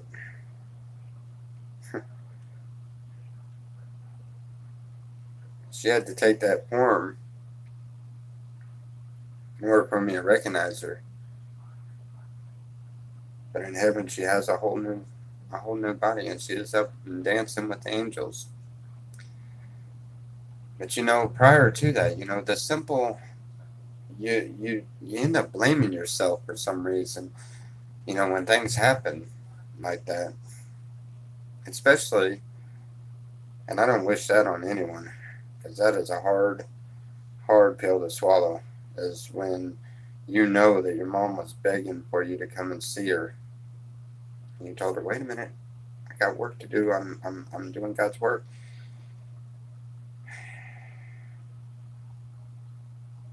And you don't make it in time.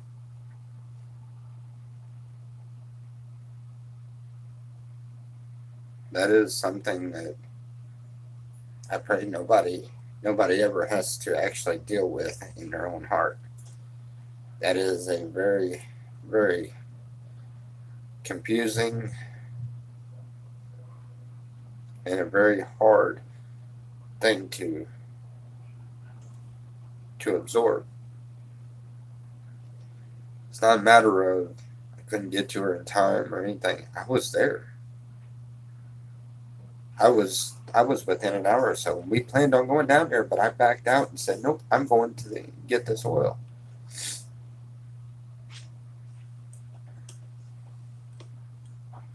And I went and got the oil instead, and then I went north and praying for everybody I could and witnessing everybody I could, and I've planted the seed of God in so many people's lives.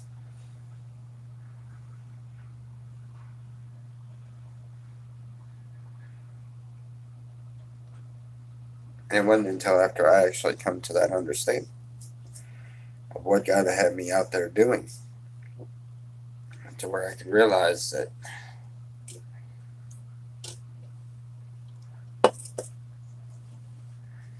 It's okay. I'll see her one day.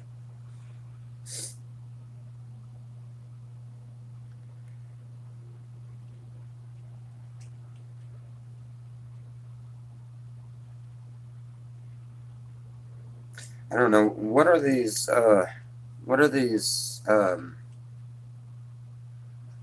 things that you keep putting up there? Because I can't click on them. If I click on them, the video goes down. I can only click on them afterwards.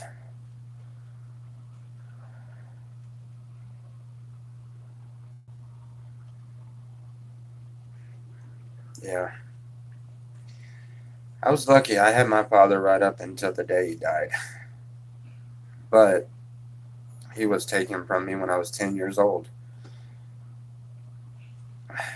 My father taught me a lot of things. A lot of things. And I still remember to this day. But when I was 10 years old, he was taken from me. I was forced to live with this one and that one, and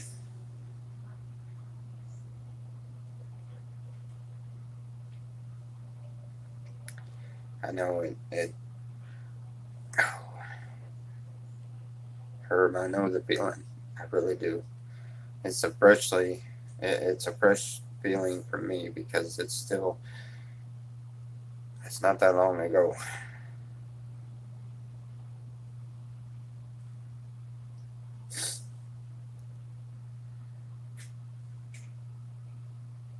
They are to what your conversation. Oh, okay. All right. Yeah. Sounds great. Normally, if I had my laptop up, I could click on them and find out what they are, but I'll find out later on.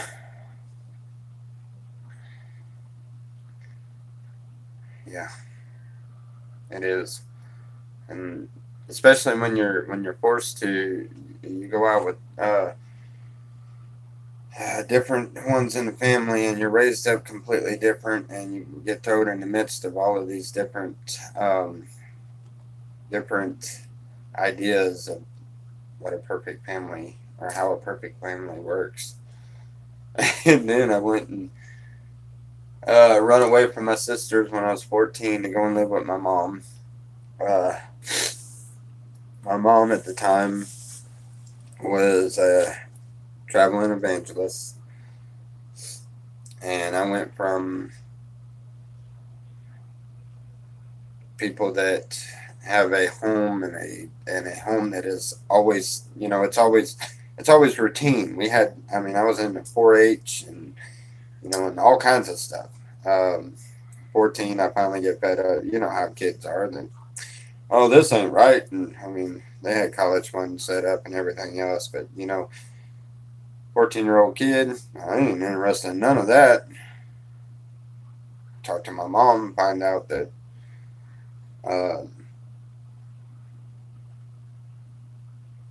I thought it all sounded great. I tell you, when I got off the bus and or on the road nonstop, at first it was like, what in the world did I get myself into? And I didn't like it, and I did rebel a little. I did cause problems here and there. Ran away a couple of other times after that, and did my fair share. I understand now that I wouldn't be the person I am today if it wasn't for all of that.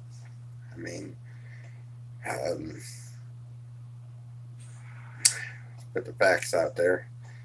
My dad didn't believe in the Bible. He didn't believe in God, I don't believe. Not that I know anything about. He was a very kind-hearted guy, and he would do anything in the world for anybody, but never once growing up do I ever remember opening up the book of the Bible. Do I ever remember anything other than the days that I'd go to church? But that was his time that he could paint signs and stuff. He never went with me to church or anything, and then he died when I was 10. And then I went up and lived with my sister up in Michigan, which, yeah, we went to church every Sunday. It's the only time anybody ever opened up a book. And then I went and lived with my mom. And my mom, she would teach us the Word of God all the time. She was always, we were always in a church, in and out of church, and this church or that church. We were traveling all over the place. And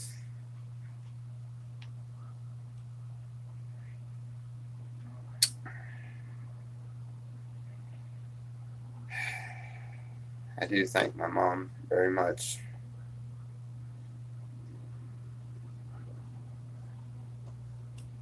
So I thank her very much still to this day, because if it hadn't have been for her bringing me to God, I don't know what it would have taken to get me there.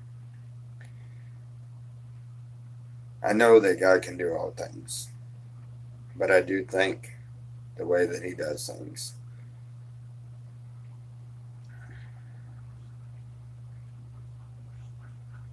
That was, you know, the Bible, God's love.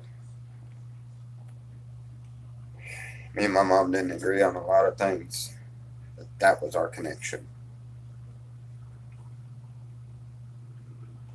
That we could relate on all aspects. We would talk about things all the time. She was always telling me, "You get your head back in the book of the Bible. You need to get your head back in there. Your head's not in the right spot." She would tell me all that all the time.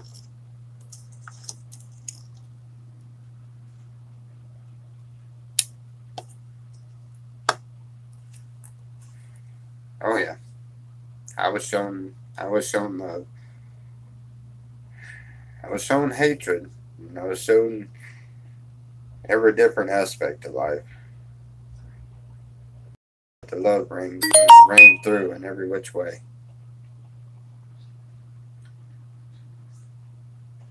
Imagine growing up with no real love. My heart goes out to those. I've seen that so many times. Me and my ex-wife did foster care for years, and we did therapeutic foster care, which I don't know if anybody knows exactly what that is, but when I had the 136 acres and the horses and everything, we did therapeutic foster care. We basically took the rejects. We took the ones that nobody wanted, nobody could handle, nobody could understand.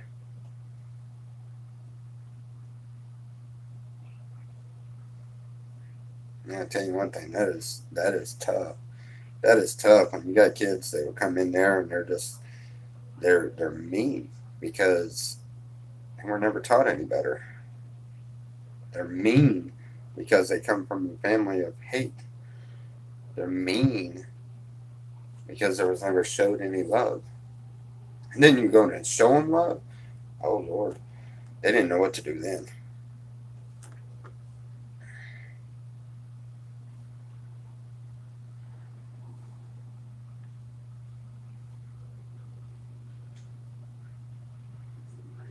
Oh yes, indeed. It's definitely eye-opening.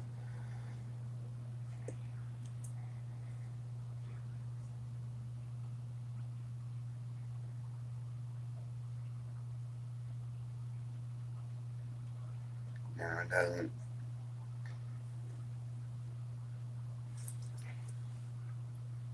Yeah, I hit that stage for a while where I like to fight. And pretty rowdy too for a little while. And I realized there's really no point. There's really no point. Who wins? Who wins?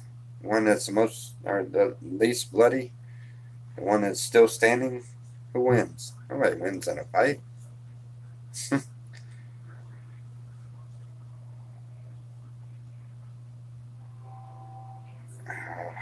Ready for a fight? I don't know. I've always had that kind nature about me, but I had my time when I was there in high school and stuff, you know, just really mad at a lot of things.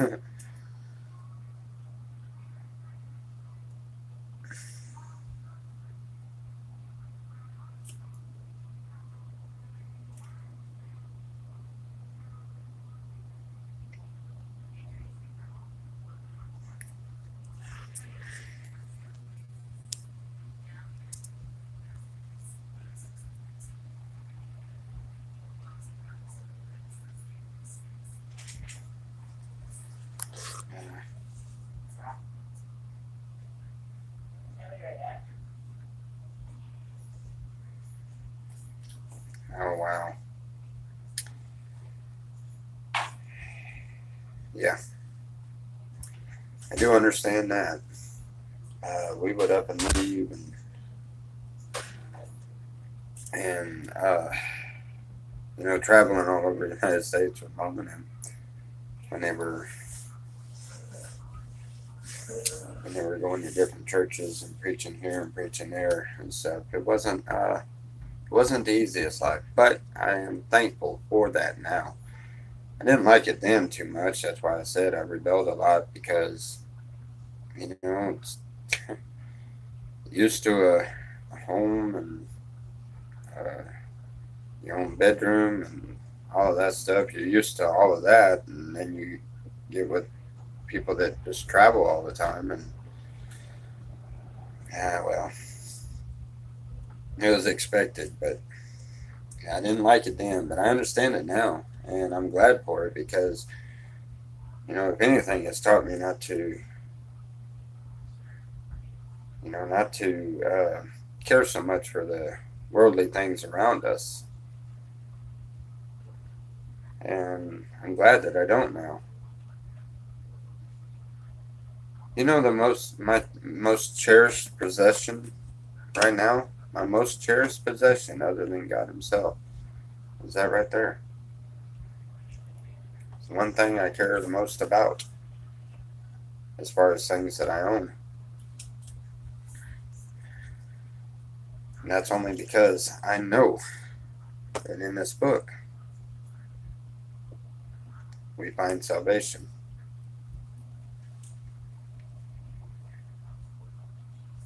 So,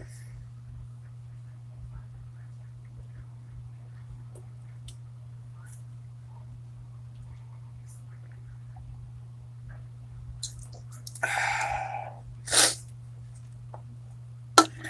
there anything else that I would like to know about? I know my battery's starting to get a little low here, and I've gotten a whole lot of, and I've gotten a bunch of emails, a bunch of Facebook messages, several text messages. I don't know. I pissed somebody off somehow. I don't know. Probably either that or I don't know. Somebody trying to get a hold of me for something.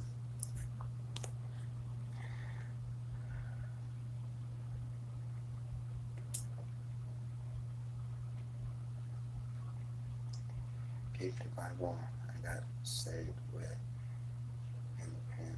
Nice.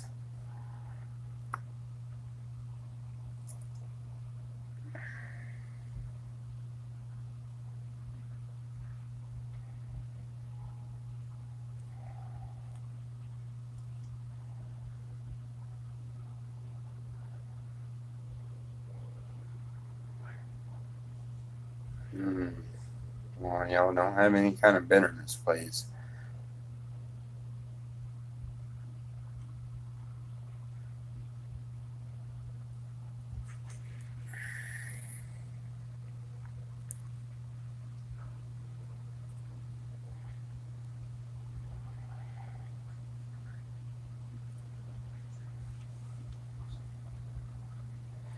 Rolled a joint out of a Bible page once. You know, I've heard about that. You know, I knew a guy. I'm not saying it was right by no means. I knew a guy that had a little pocket, the pocket New Testament, and he would read a page front and back and read it continuously. front and back, front and back, front and back. He would keep reading that one page. He'd tear it out of the Bible. And then he'd roll it up and smoke out of it.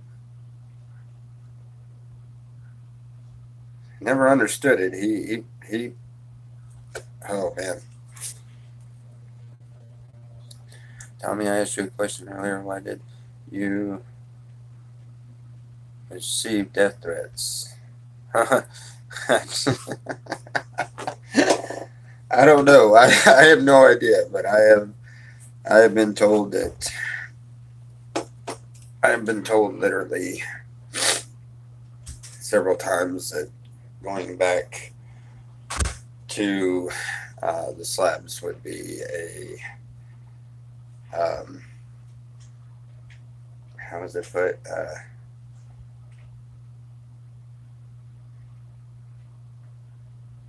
It would be a life mistake. And I've been told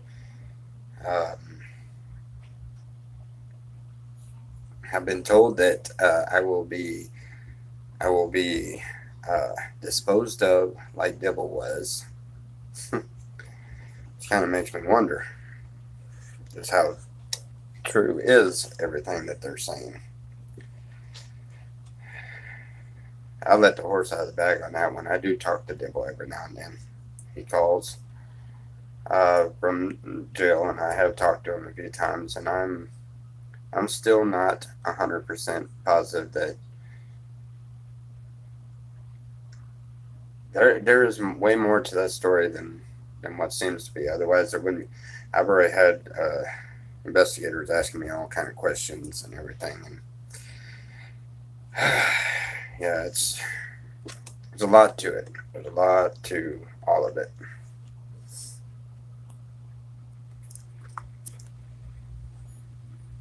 I was saying this is world. Let me know what you think about it after you check it out. I found it rather eye-opening. Well, thank you. I'm not sure what the other video was that you sent, but I know I sent it to a couple of my friends on Facebook, and I've just gotten a bunch of things saying that that is wrong or something or another. I have no idea, but it kind of made somebody mad a little bit. I'm not even sure what the video was about. I just accidentally shared it to a couple of people on Facebook, and I don't know what happened there.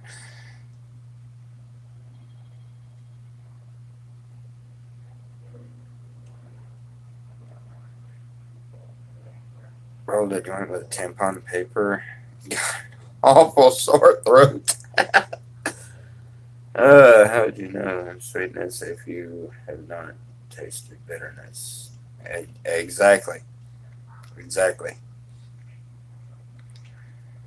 Post the link. I would love to see it. Yes, Sean, please post the link. It's blasphemy, Tommy. What's blasphemy? What did I say now?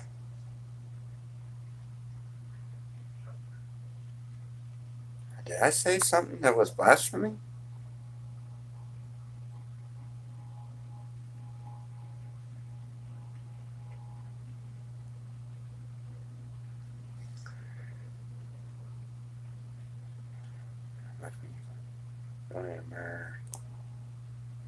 I'm dedicated more to learning about the faith.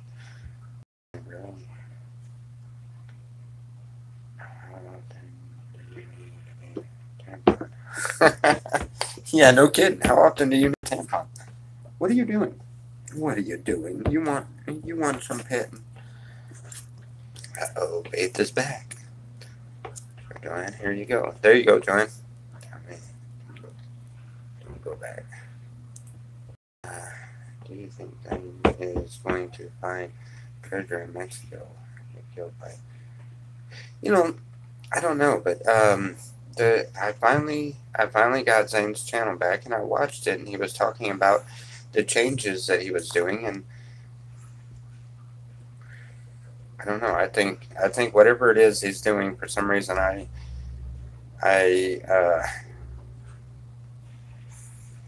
I don't know why it even makes a difference to me whatsoever, but I feel completely confident that he is turning over a new leaf and he is going in a good direction. I have no idea why, but there's something going on in his life that is turning him in the right direction. Whether it's for his channel or whether it's for his life, whatever it is, I'm not sure, but God's testing you to see how you handle it. Yes, sir, he always is. But what did I say that was blasphemy?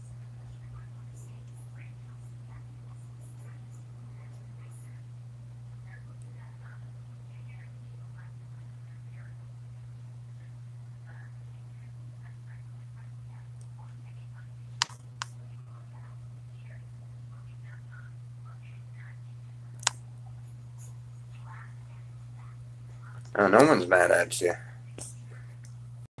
You haven't figured out by now, I'm not mad at anybody. I'm not, if I don't, if I don't talk to you at all and I ignore you completely, then you can figure that there might be something wrong there. But, yeah, I'm not, everybody is entitled to their thoughts. I think he was joking. I tried to see and didn't. Yeah, I don't, I am curious about that. He said that was blasphemy. So was he talking to me or something somebody else said? I mean, I don't like the idea of blasphemy. If I'm guilty of blasphemy, please, by all means, tell me.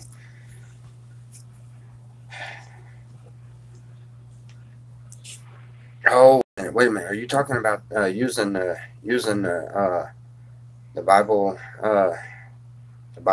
to smoke weed from?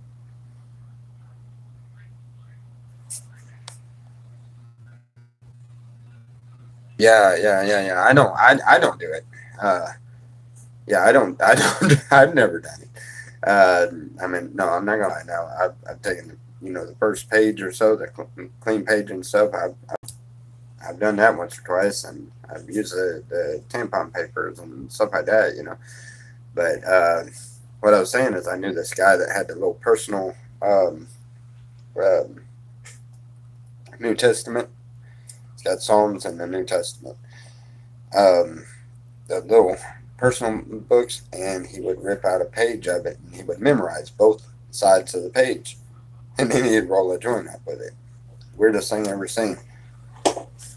I would not partake at that time because, yeah, I kind of feel the same way on that. That would be, I don't know, that just seems like a bad ordeal, but it's not for me to decide on that.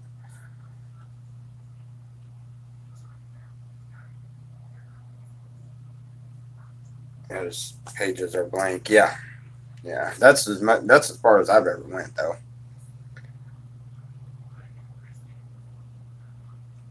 It says so on the first page of the Bible. Yeah, does it really? I wonder if these say that. Whoop. Oh, notes.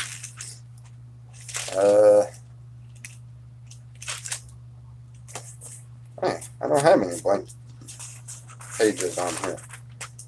I have one that simply says the Holy Bible. Huh, no blank paper. That's interesting. I didn't know that. Huh. It's not in the bigger Bibles.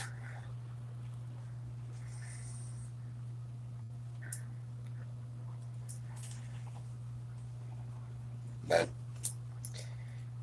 anyway, oh, excuse me.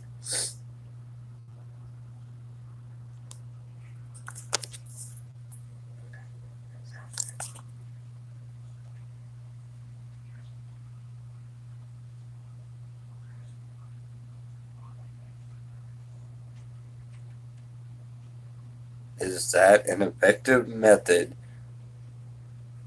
or imprinting the words on your lungs. Asking for a friend. Well, tell your friend, as far as I know nothing. I don't know. Maybe. But I know this old boy ain't trying it. I'm not going there. I do not. I don't know. I feel deep down in my heart that that is not good. uh, her fruit-bearing plants of this earth was created for our use. Yes, but I don't know about the pages in the Bible being used to roll it up. First book of Genesis. Wait a minute. The herb and seed. Oh, okay. I thought you were saying that the blank books or the blank pages in the Bible. It says that the blank pages in the Bible are for our use. Ah, okay.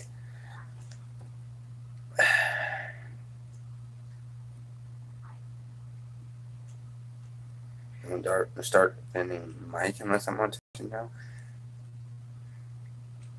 I just think that there's a reason why I'm still looking into all of that and asking questions about people, asking questions about everybody, people that come in and out of the camp, people that have donated, people that have helped, people that in or out, who all was there, all kinds of stuff. Open to interpretation. For the record, I do not condone the use of the Bible for smoking purposes. That one might get you in trouble with the author. Yeah, that might get you in trouble. That's it's not something I'm willing to try to find out. But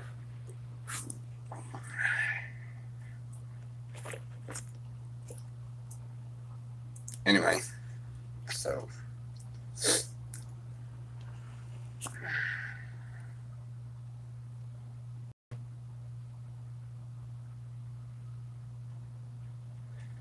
my beard has recovered from the braiding. Yeah.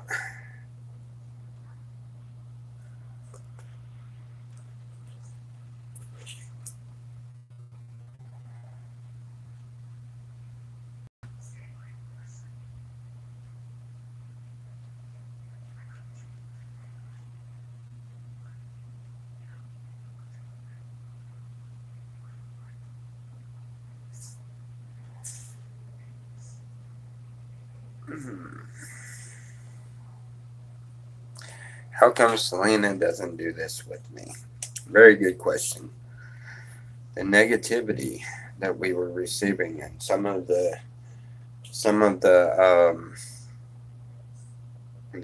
threats and people trying to find out our precise location and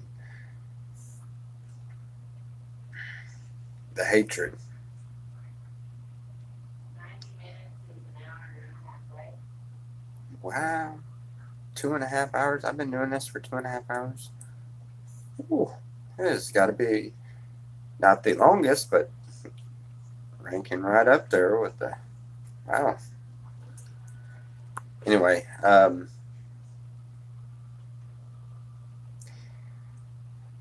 oh, you think he's guilty? He was convicted before. Yes. I think the possible chance that, the misunderstanding that had happened before was brought to somebody's attention, and they very well could have. I don't know. There's a lot of other factors I can't really speak on. I don't know yet because I just put it this way. I can't really talk about what the questions that were asked and where they led to and stuff, but the very questions that were asked in a way to where these investigators don't believe, or they believe that there's more to this. They believe that there is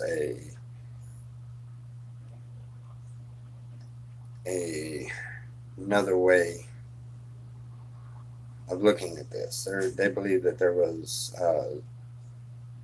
something else with the possibility,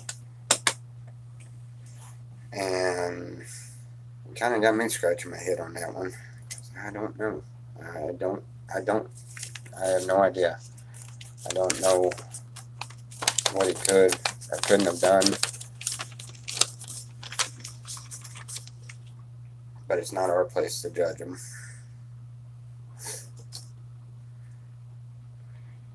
The truth will prevail.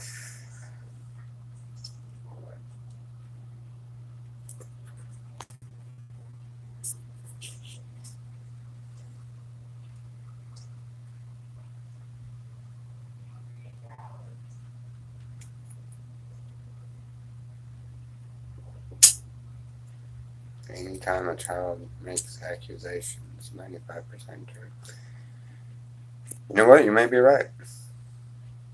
But it's not for me to decide that. It's not for any of us to decide that.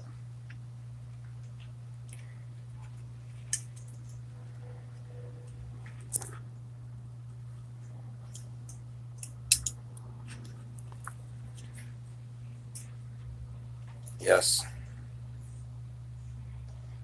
Well, we like you too, Herb. And I'm not saying he's innocent by no means.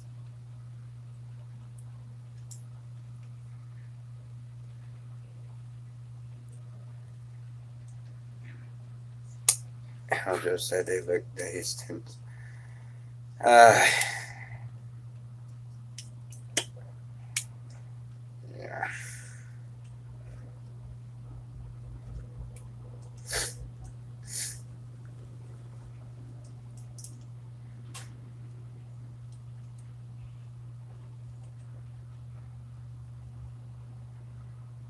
Yeah, why didn't he?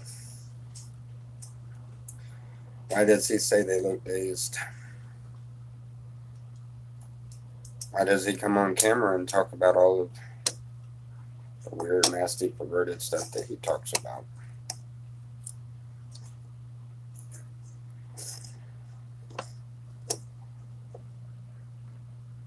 Why is it? Why has anything happened the way it did? It's what you look into.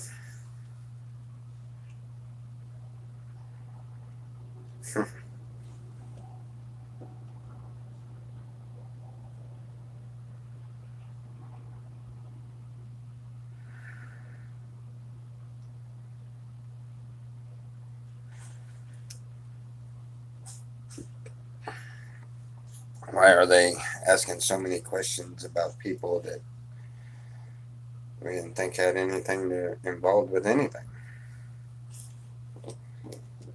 Why are they telling me details about people that only people that actually met them people face to face would know details about?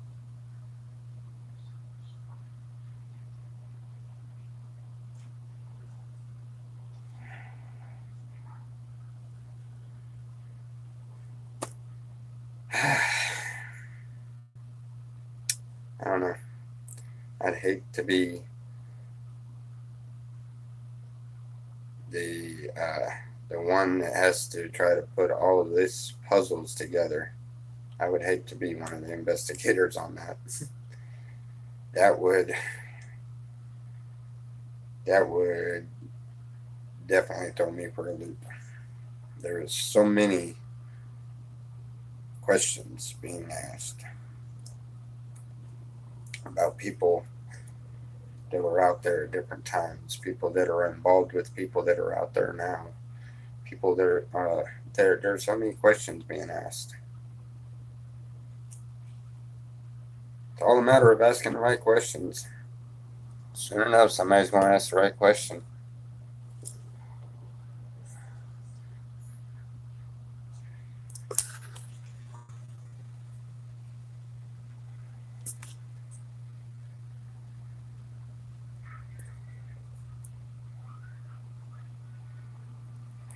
I agree. I agree. If he knows all he says he knows, then he would be just as guilty.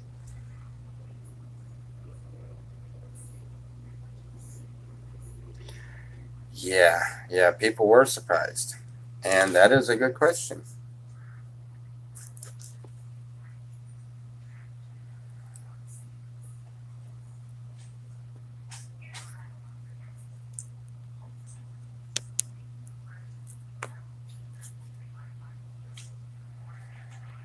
And what guy is anything but what he is? My personal opinion, and I can put that out there. Mike Dibble was an asshole. He did not know how to talk to people, and he did not know how to deal with people. He did not know how to have a kind heart towards people at times. He was an asshole. I liked him though. We had our outs. We said, we said our piece. Why, if you notice, I never would go over there and work for him. And when I did, it's for very short times. It wasn't because I was lazy. It was because I won't work for him. Just wouldn't. But as far as a person, I would have never, ever suspected any of that. He was always the type of person that would speak against that in a heartbeat. It struck me more as the type of person that would come unglued and end up hurting somebody if he thought they would even do something like that. And I know from seeing all the hatred and hateful things that are said by people, I know that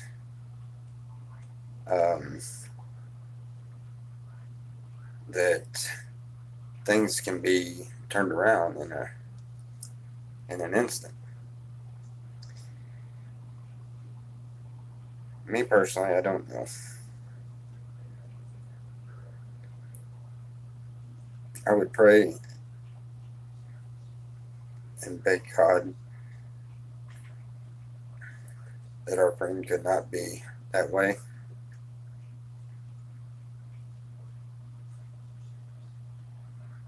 And I hope and pray that he never did do that.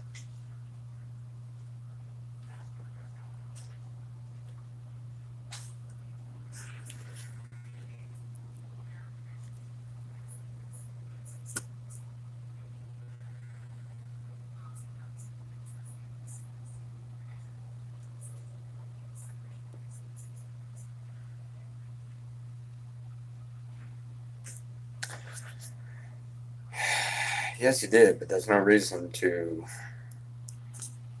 And there were several people that had grudges against him and vendettas against him. Some of the very people that were involved in this, and also some of the very people that investigators are asking so many questions about.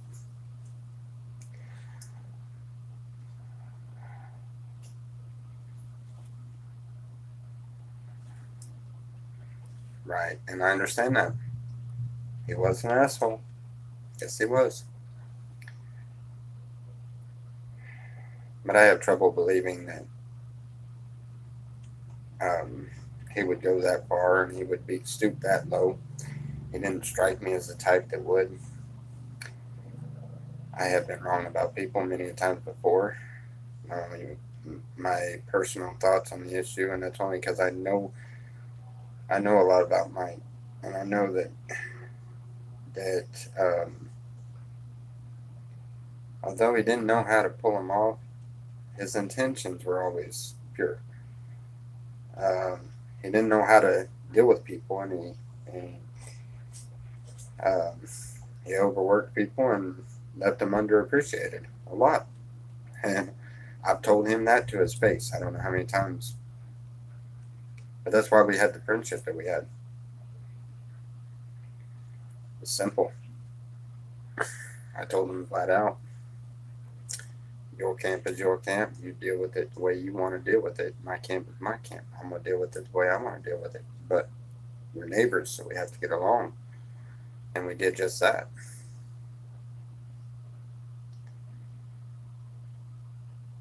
But he was very, very hungry for what he could get. And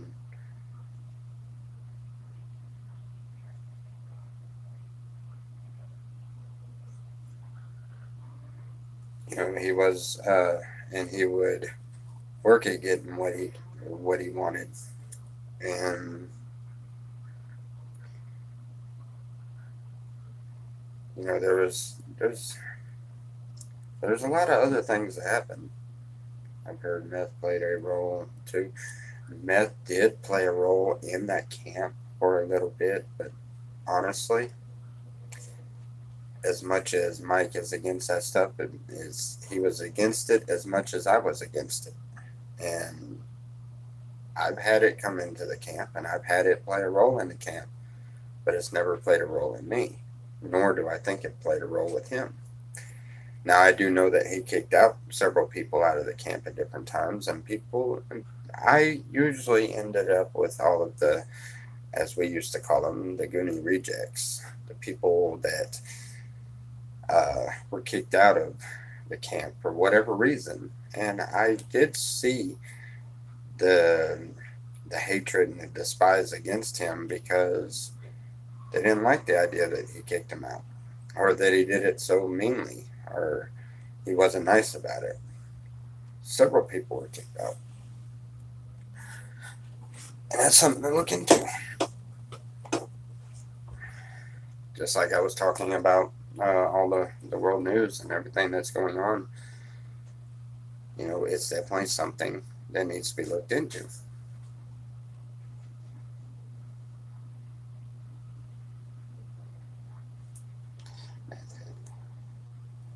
I heard Mike was a closet meth head. I don't believe that to be a fact, no.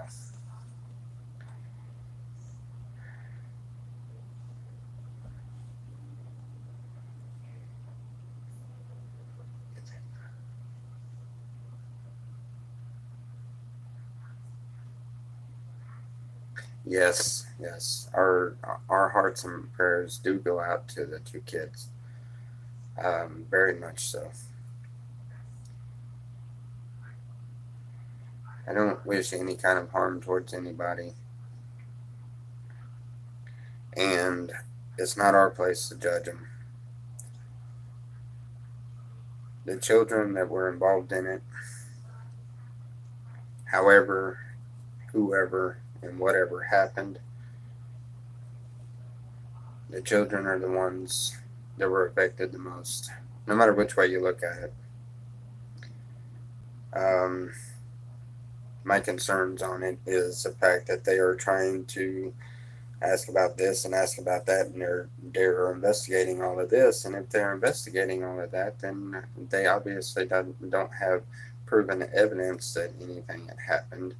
And if they don't have proven evidence that anything happened, then that makes it even worse, because one or two things: either it did happen and the whole thing is true, or it happened with someone else and they just pinned it on him, or it didn't happen at all. But any which way you look at it, whether it being Mike done something, someone else done something, or they were pressured into falsely accusing, whichever case it is, the kids are the most infected. The kids are the ones that were hurt the most out of the whole deal. And our prayers should be with those kids, no matter what we find out later on as being what happened. Our prayers should definitely be with the kids, no matter which way.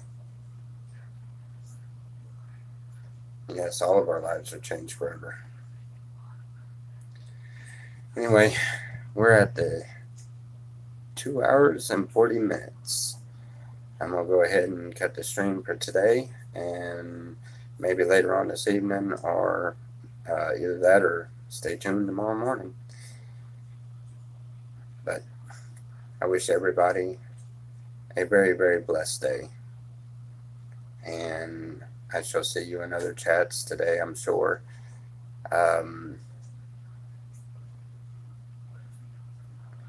Pray for each and every one of you, no matter what the things are that you need or are in search of, or that you feel. And I encourage everyone here to pray one for another.